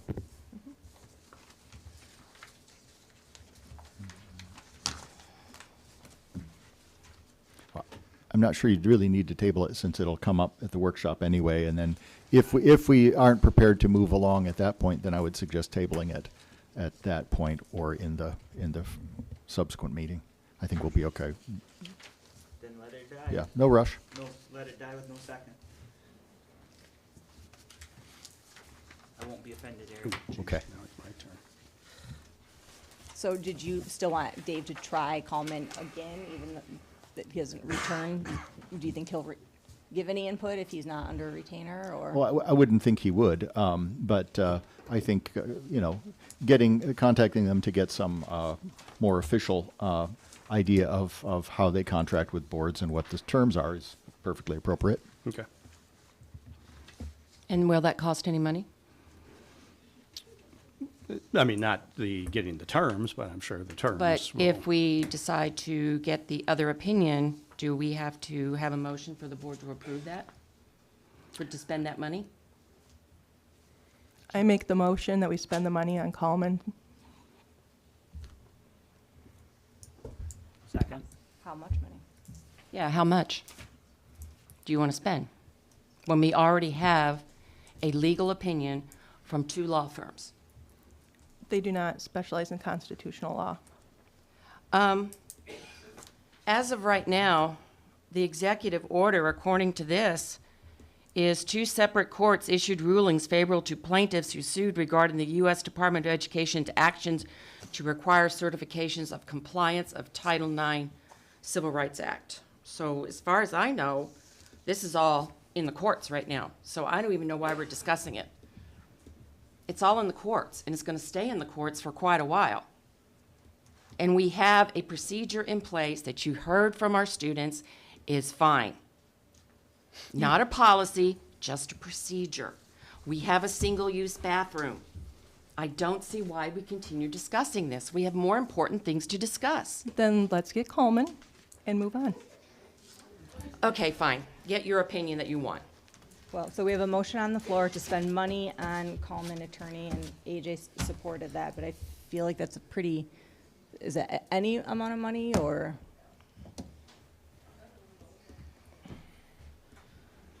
How much did Thrun charge us to look at this?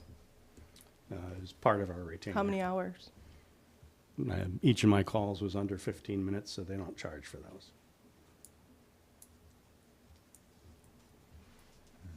I mean, you mentioned, again, I don't know, but you mentioned $250 an hour. I think that's what I said.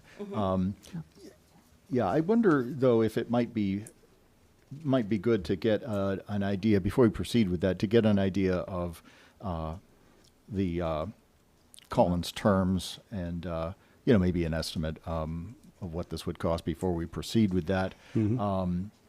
It might kick it down the road a little bit, but I think that might be a little easier and a little safer rather than authorizing something that's sort of an unknown quantity at this point. I guess I would feel more comfortable having further discussions with that law group to make sure that it's going to, meet our needs and whatnot. Yeah, so I can call and see what they have to say, and I can share it with the board, and then we've got something to discuss at the workshop. Okay, well, we still do have a motion on the floor, so we. I'll remove the motion. I think AJ did you second? He I did, did. yeah. I was searching my brain for the proper procedure on all that. Yeah.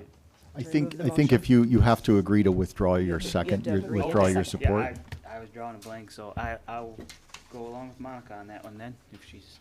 Okay, you support removing the motion. Anybody up in Robert's Rules knows we That's have what I to, was do we have trying to, to- do we have to vote on that?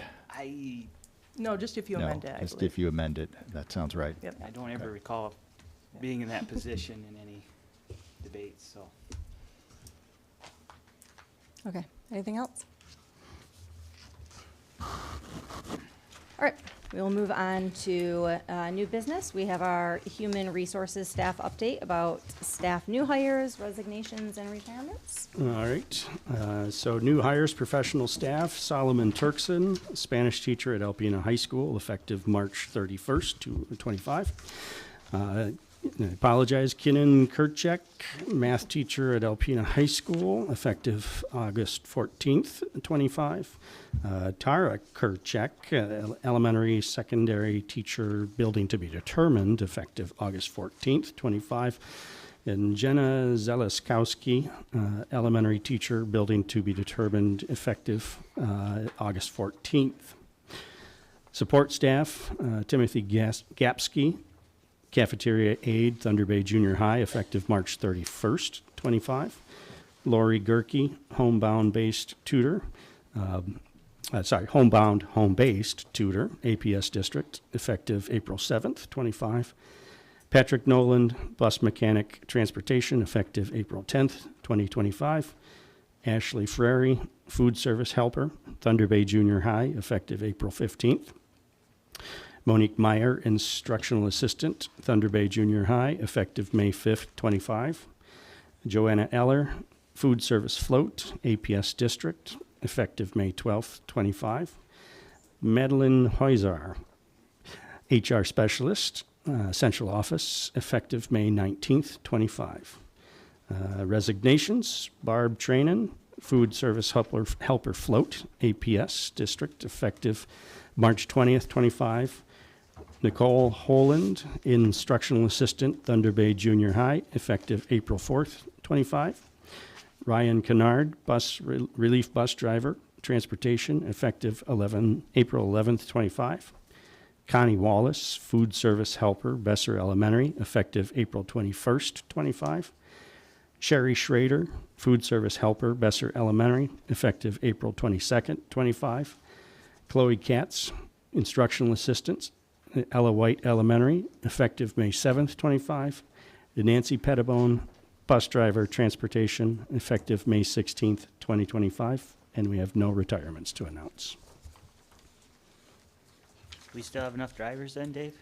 Yeah, we're there, but with the mechanic too. The mechanic will be a driver once on board. And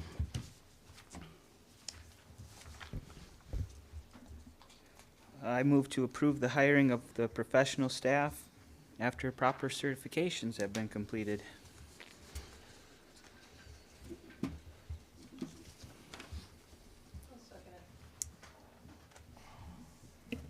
Anything further? All in favor, show of hands. Okay, did you bring a water, Eric? Charitable gifts? Yes. Well, as usual, there are quite a few. The Zonta Club of Alpena donated feminine hygiene products valued at $200 to support the students of Alpena High School. Star Staffing of Alpena's Dignity Drive donated feminine hygiene products valued at $400 to support the students of Alpena High School. David and Sharon Hall gave a monetary donation of $75 in support of the Alpena High School softball program. Walmart gave a monetary donation of $100 for Parent Advisory Council student activities at Lincoln Elementary. Hungry Howie's donated 15 pizzas toward Parent Engagement Night at Lincoln Elementary. Lori Stefan donated a book valued at $20 to support the students at Besser Elementary. Brianna Gibson gave a monetary donation of $10 to support the Alpena High School 5505 robotics team. I probably said that wrong, but anyway.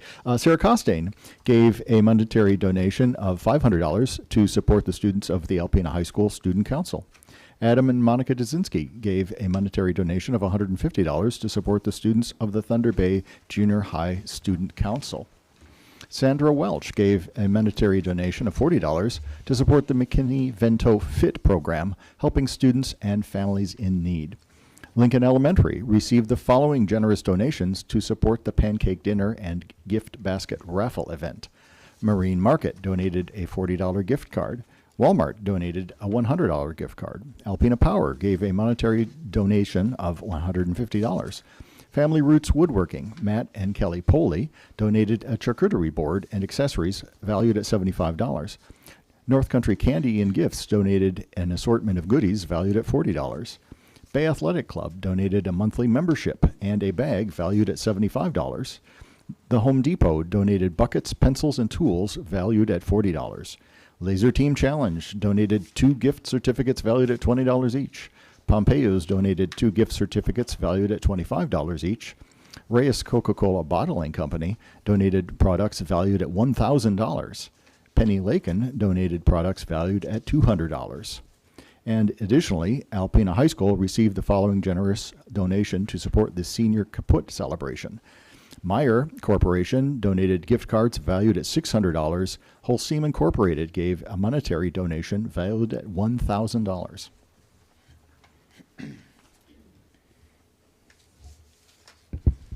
I move to accept the gifts listed above with gratitude and thank the donors in writing for the generous gifts.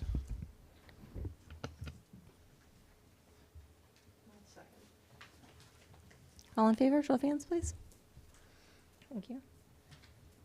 Okay, we're at the second opportunity for citizens or delegations who would like to address the board. I think you were all here at the beginning, so I'm not going to read our policy again, but if anyone's ready.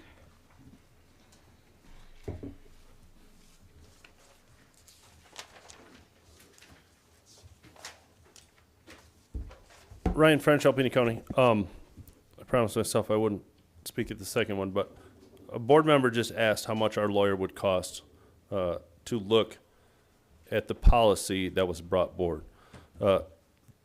Asked the superintendent how much our lawyer cost to look at the bathroom policy. The answer would have been zero if no one had brought up a policy that no one is asking for. That's the answer. You can't bring a policy that no one wants and then get mad that the superintendent did his job by asking the lawyer that you're asking him to look into. Kelman, have you ever heard of a law firm that would turn down a huge case if they thought they could win? It's pretty alarming that they have not called back. I will finish my speech that I didn't get into in the 3 minutes. In closing, I grew up here and moved my family back here recently because I love it here. And now a political agenda by certain members of this board are attempting to divide a town in desperate need of a strong sense of community. A factory just closed, population is down, and when times are tough, we look to community leaders like the school board to help steer the community in the right direction. All you are doing is letting us down. Thank you.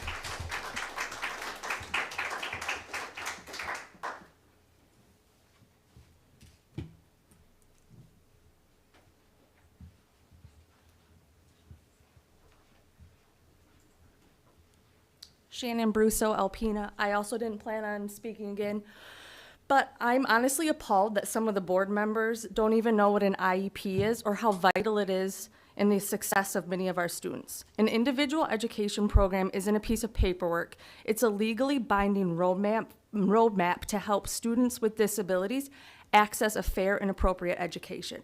I find it deeply concerning that the board reportedly spent over 80 hours researching a rain garden, but yet we can't demonstrate a basic understanding of one of our most critical tools for supporting our students. What are your priorities? Taxpayers and families deserve transparency. Not just how funds are spent, but in why each of you choose to sit on this board in the first place. What's your purpose for joining? What are you hoping to accomplish for these students? Our children deserve board members who are informed, engaged, and focused on educational outcomes. Anything less is a disservice to them and the entire community. And the fact that board members sat here and despite no one else in this room saying they wanted to get a second opinion, one person, well, I want that second opinion, so we're gonna go for it. I don't think that that is what this board is actually here for. You're serving the community, not just a single person.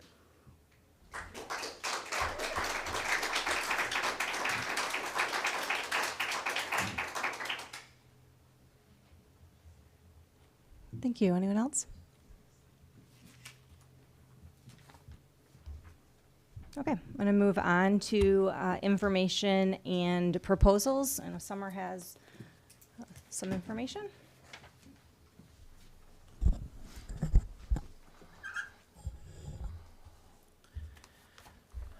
Don't forget the timer.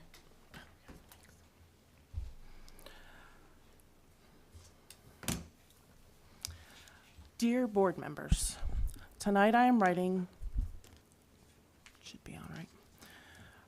There's an urgent need to address the repeated efforts by some on this board to create bathroom policies that are unnecessary, harmful, discriminatory, and illegal. Students have already made their voices clear at previous meetings. They have told you directly there are no problems with the bathrooms at Alpena High School. They have asked you instead to focus on real issues like improving our academic performance and utilizing the $150K funded rain garden. Yet here we are, again, spending public time and taxpayer money trying to create a problem where none exists. We already know where this push is coming from. Board members continue to drive efforts to control where students go to the bathroom, modeling policy after Fairview's Policy 5900, a policy written for the district that does not look like Alpena's, does not face the same realities, and now is being used as a template for discrimination in our own community. Let's be very clear. This is an attack on transgender and non-binary students, and it's illegal. The ACLU has already sent a 5-page letter to this board warning you that these actions are in violation. The landmark civil rights law prohibited sex-based discrimination in any education program receiving federal funding. It is still the law of the land. Presidential executive orders cannot rewrite I lost my place. Rewrite Title IX. Yeah, thank you. Rewrite Title IX. Executive orders cannot guide federal agencies, but they do not erase decades of constitutional and statutory protections. 2 legal opinions paid for by taxpayers have already been obtained, and still the board continues seeking opinions until you find one that fits a discriminatory narrative. That is not leadership. That is not stewardship of our tax dollars, and it is not lawful. Federal courts, including the U.S. Supreme Court, have made it crystal clear. You cannot treat transgender students differently than any other when it comes to facilities like bathrooms. Doing so exposes the school district to lawsuits and real financial liability. You are gambling with our students' dignity and our community's money. Every student deserves to feel safe, respected, and included at school. It is the job of our school board to create policies based on fear, misinformation, and personal ideology. It is your job to uphold the law and protect the district from legal exposure and to focus on academic achievement and well-being of all students. If you move forward with a discriminatory bathroom policy, you will be inviting lawsuits. No. Oh, yes, from Molly Stepansky, thank you.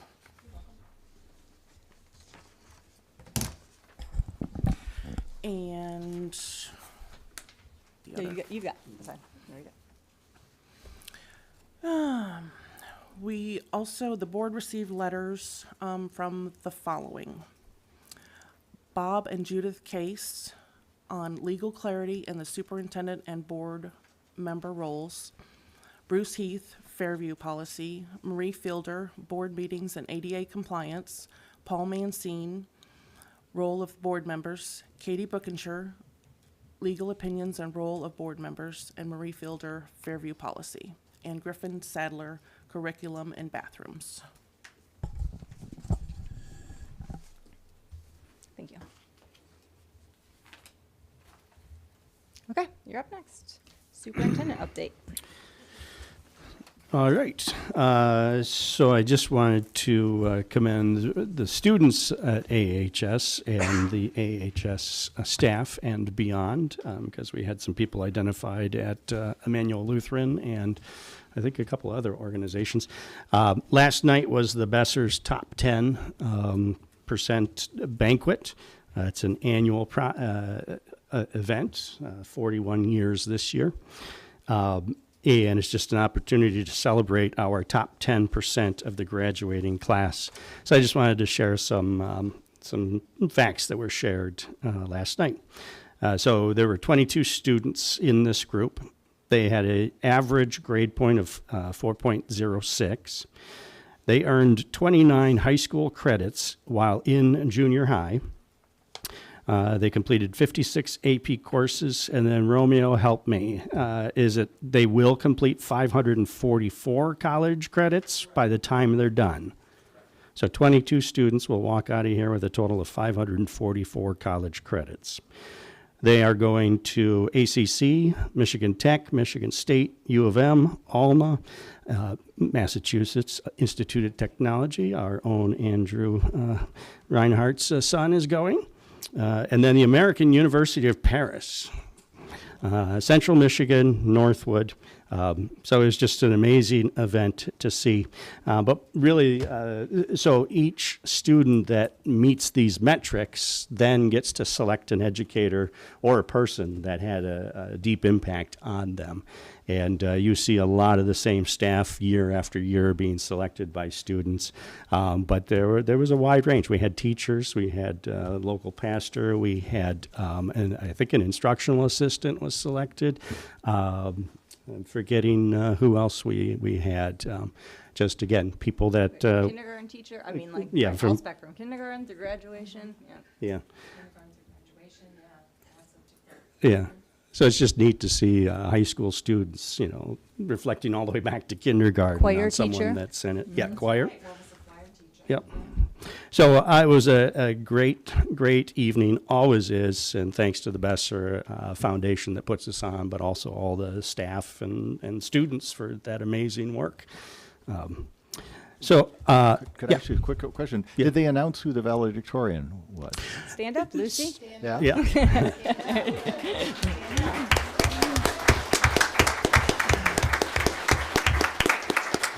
I think because of the friendly competition that exists, for vying for this position, I still think we should announce it ourselves, not just let Besser do it. I think that would be fair to the students who work so hard to achieve that. Yep. Romeo? Sorry, Romeo, microphone, come on up. They want to see him on YouTube. We got to see his face on YouTube.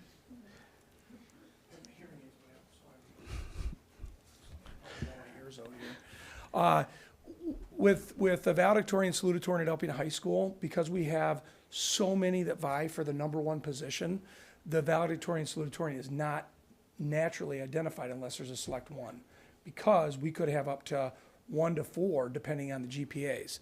Those students have the opportunity to earn more opportunities for scholarships if in fact we have multiple valedictorians, which is beneficial to our students. So this year we had 1, last year we had 1, so we identify it there. We're the ones who identify it, but it's because there could be 3 that go to the University of Michigan. So if Lucy's not going to U of M, which he is, and Dave was going to U of M and he was the number 2 student, he would then be awarded the valedictorian scholarship for the University of Michigan.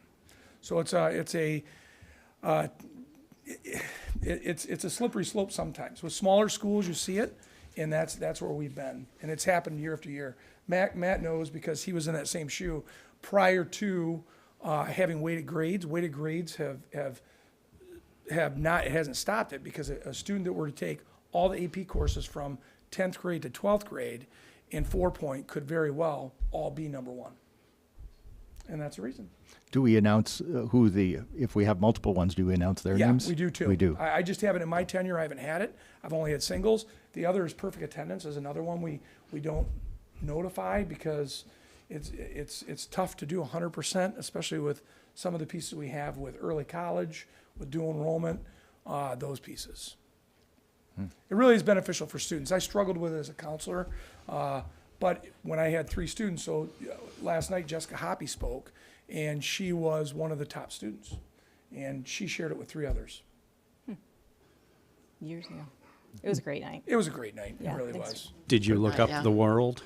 Say that? Yes, I Yes. did. I Did looked you? it up, and she's already, and so it really is nice to see her come back, because she was Alumni Hall of Fame, and then just did a great job speaking, and she really tailored it to our students, which was really generational, and I thought it was phenomenal. She really connected with them about surrounding yourself with people and making sure that group really raises you up and solidifies what you want to do.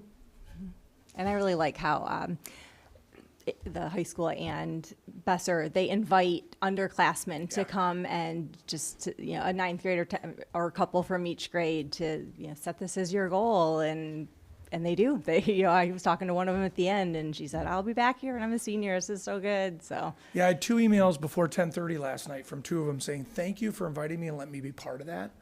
Because it's what you want to aspire to. And many of these students start this in 8th grade. So Yeah. those kids that were up here talking, that's where it begins, because they start building their credentials at that point. It's pretty exciting. Thank you, Romeo. Hey, appreciate it. And just for the record, Dave would never have been a consideration for second in line for valedictorian. So, Lucy, do you want to share what your grade point was? 4.11. That's amazing. Yeah. Yeah.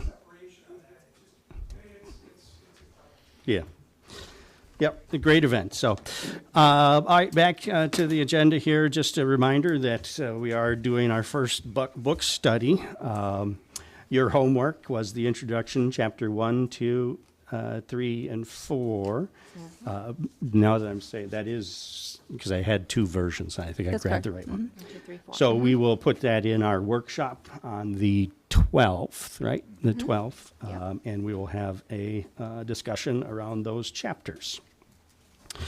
And then just update. So we did roll out the Raymond survey last Monday or Tuesday, I believe. And so right now, oh shoot, I got rid of it. Give me 1 second.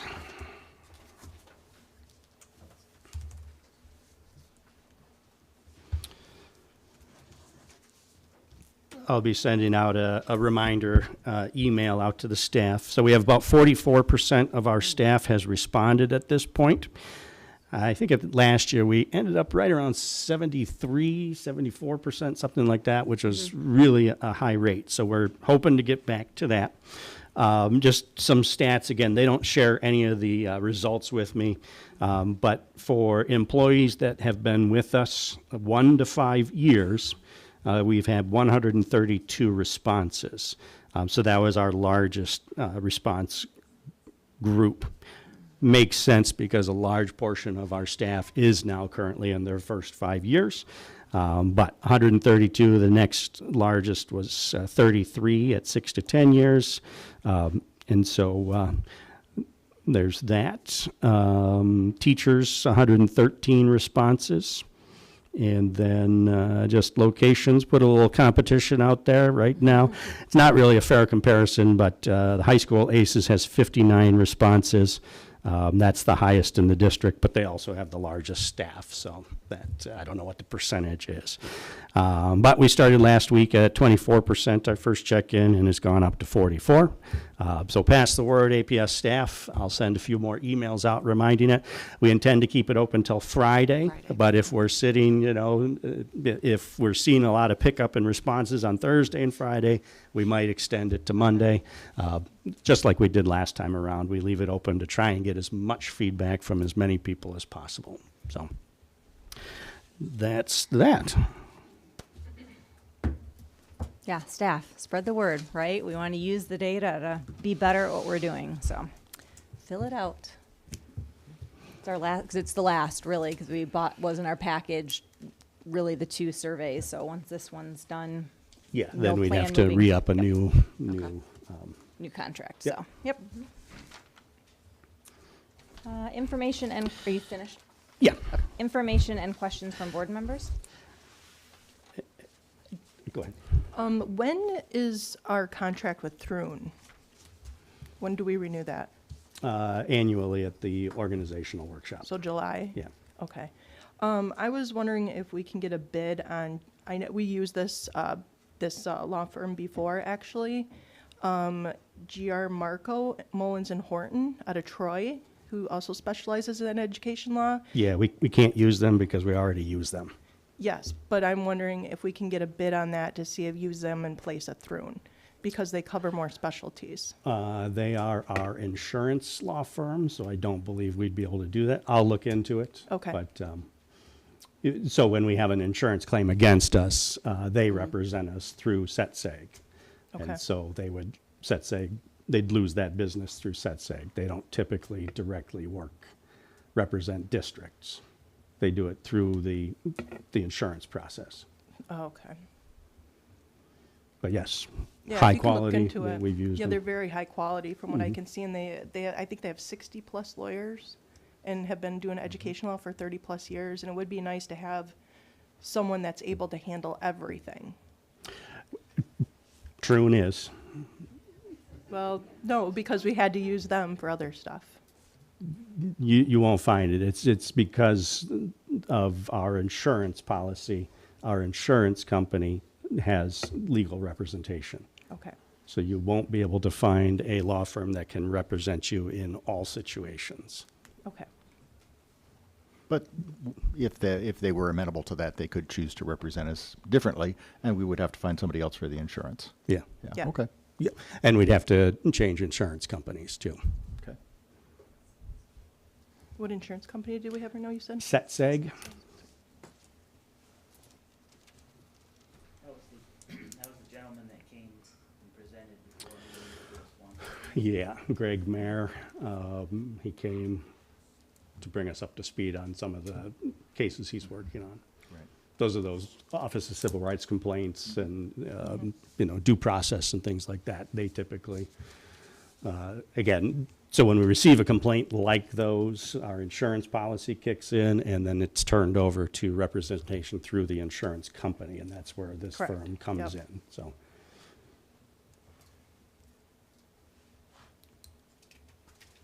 Anything else from board members? I actually, not to respond to public comment, but I did want to ask about our summer course offerings. And is there room for expansion? Is there, do we feel that it would make sense to? We have pretty robust summer programming every year, so.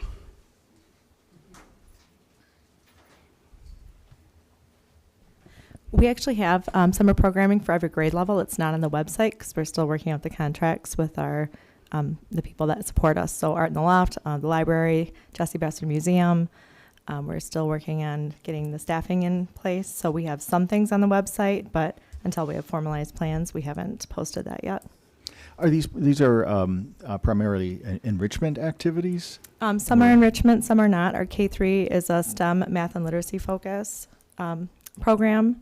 There's a robotics, Olympic robotic program that's for our 4th and 5th graders, so STEM focused, math, science focus. At the middle school, I know Matt's been working on a program as well. Mm-hmm. So it's coming, but it hasn't been released yet. Okay. May 1 was kind of in our head date to have everything ready to go. I seem to remember that we've had various credit recovery programs too in the summer for students. Are those still ongoing? Yes. And but if we had somebody though who needed remedial work in the summer, and are we pretty confident one of those programs would address their needs, or? Yeah, I think credit recovery is kind of a niche that's for 9-12, so students have to. It's just that it's credit recovery written that way. Right. Mediation, other parts that are going there, like I say, I'll have an update for you. With the piece of the particular part of the grant that we're working with, I don't know if we're going with, that's what we're working on now. So stay tuned on that. I'll let you know next week. Okay. Thank you.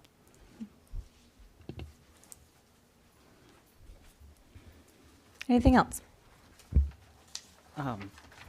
Could we, or maybe I overlooked it, could we get the minutes ahead in the agenda so that we could look at them before we get here?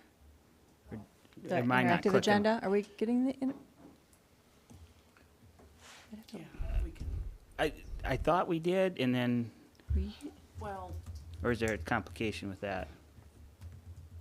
yes, Yes. because if I put them on the agenda, then they're gonna be out there for public to look Okay. at before you guys approve them. Does that make sense? Yep. Is there a way to create though maybe a board member only draft agenda link? I know when they're in draft form, you typically wouldn't release them yet until they've been approved. But could we? We're gonna go back to creating more So again, this is a process we're trying to work through. You know, we did get away from that just because we had multiple versions of the agenda that, you know. If it's a big deal, that's fine. It just, then I would be able to give them more than a cursory Is there a way, Let us, is there a way that when they're in the Google, you'd still have to share them, I guess, which is another thing. I was just thinking if they were already shared If it's a with big board deal, members. don't worry about it. It was just But a- not linked. Yeah. in- A lot of organizations just mail them to you, snail mail, which I wouldn't necessarily want to do if we can avoid that. Are they, when we get the preliminary agendas out, I know we're doing that like a week before now, could we at least have the minutes in there too, so they can be picked up? That might be- yeah, I mean, we, Or link them into your board update. let us, Just- Yeah, or just email them to us? Well, does that? Yeah, Should be I mean, able just to. email Yeah. them to us once they're written. yep. We'll You guys work Yeah. through it. continue to Whatever- refine it whatever and works kind of for work you, through what Summer. works, so. I just wanted to increase your workload, Summer. Yes. Yeah, whatever works for you, Summer. And then I was wanted to clarify something. In public comment time, personal attacks are not permitted, correct? Mm-hmm. And so I wonder why that was allowed tonight.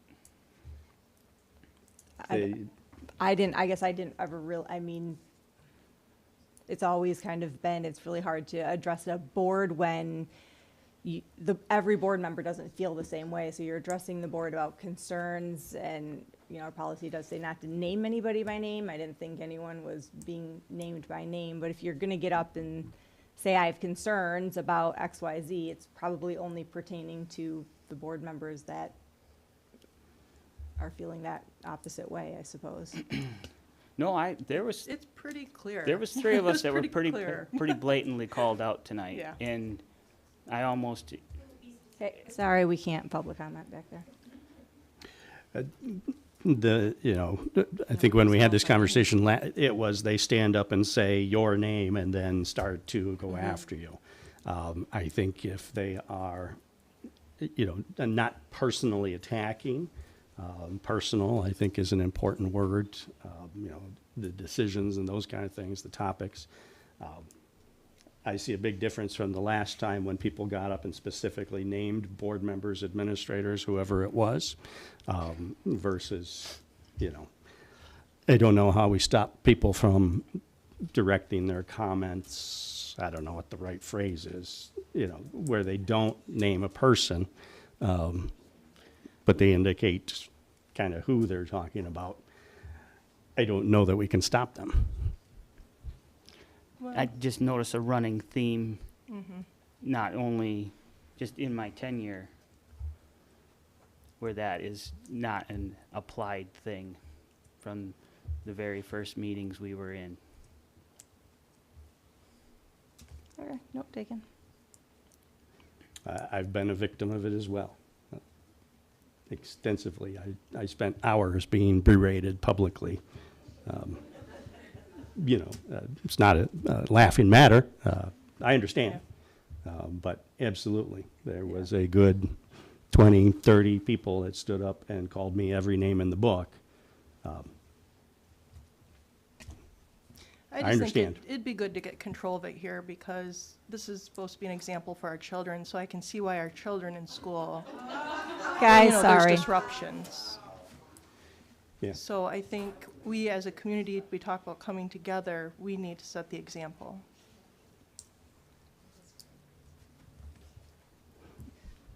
Yeah, it's hard, I mean, we can't police exactly how people phrase things, right? I mean, that's why we started reading that policy, is to remind people to be courteous and respectful and talk to all of us. And, I think people try to honor that. They're not speaking directly to people, but it's hard to, share your concerns if you can't be specific about what those concerns are. I mean, obviously, they're going to get up and talk about the rain garden and they're, either in favor of it or not. We know who they're exactly speaking to, the board members that either supported it or didn't. So,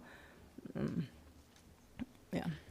Well, if a music teacher, a doctor, of medicine and a berry grower aren't called out on something, doesn't lay it all right out for you, Anna, Yeah, that's true. then maybe you need to step down from your position. Excuse me? Excuse me? And here is a perfect example of what is going It's on. the Please, First guys. Amendment. It's freedom of speech. Excuse me, for her to calm down? Why are you always yelling? I'm not yelling. Yes, you are. All the For God's time. sakes, Monica, I'm done. Okay. So, yeah. Upcoming next in the advanced planning, we have April 29th, which is tomorrow, is our CTE National Signing Day at 11 a.m., followed by May 7th, CTE Excellence Banquet at the high school. Our next workshop is May 12th here. May 14th is our awards night back at the high school. May 19th, regular meeting here. Guys, please, couple more minutes. Thank you.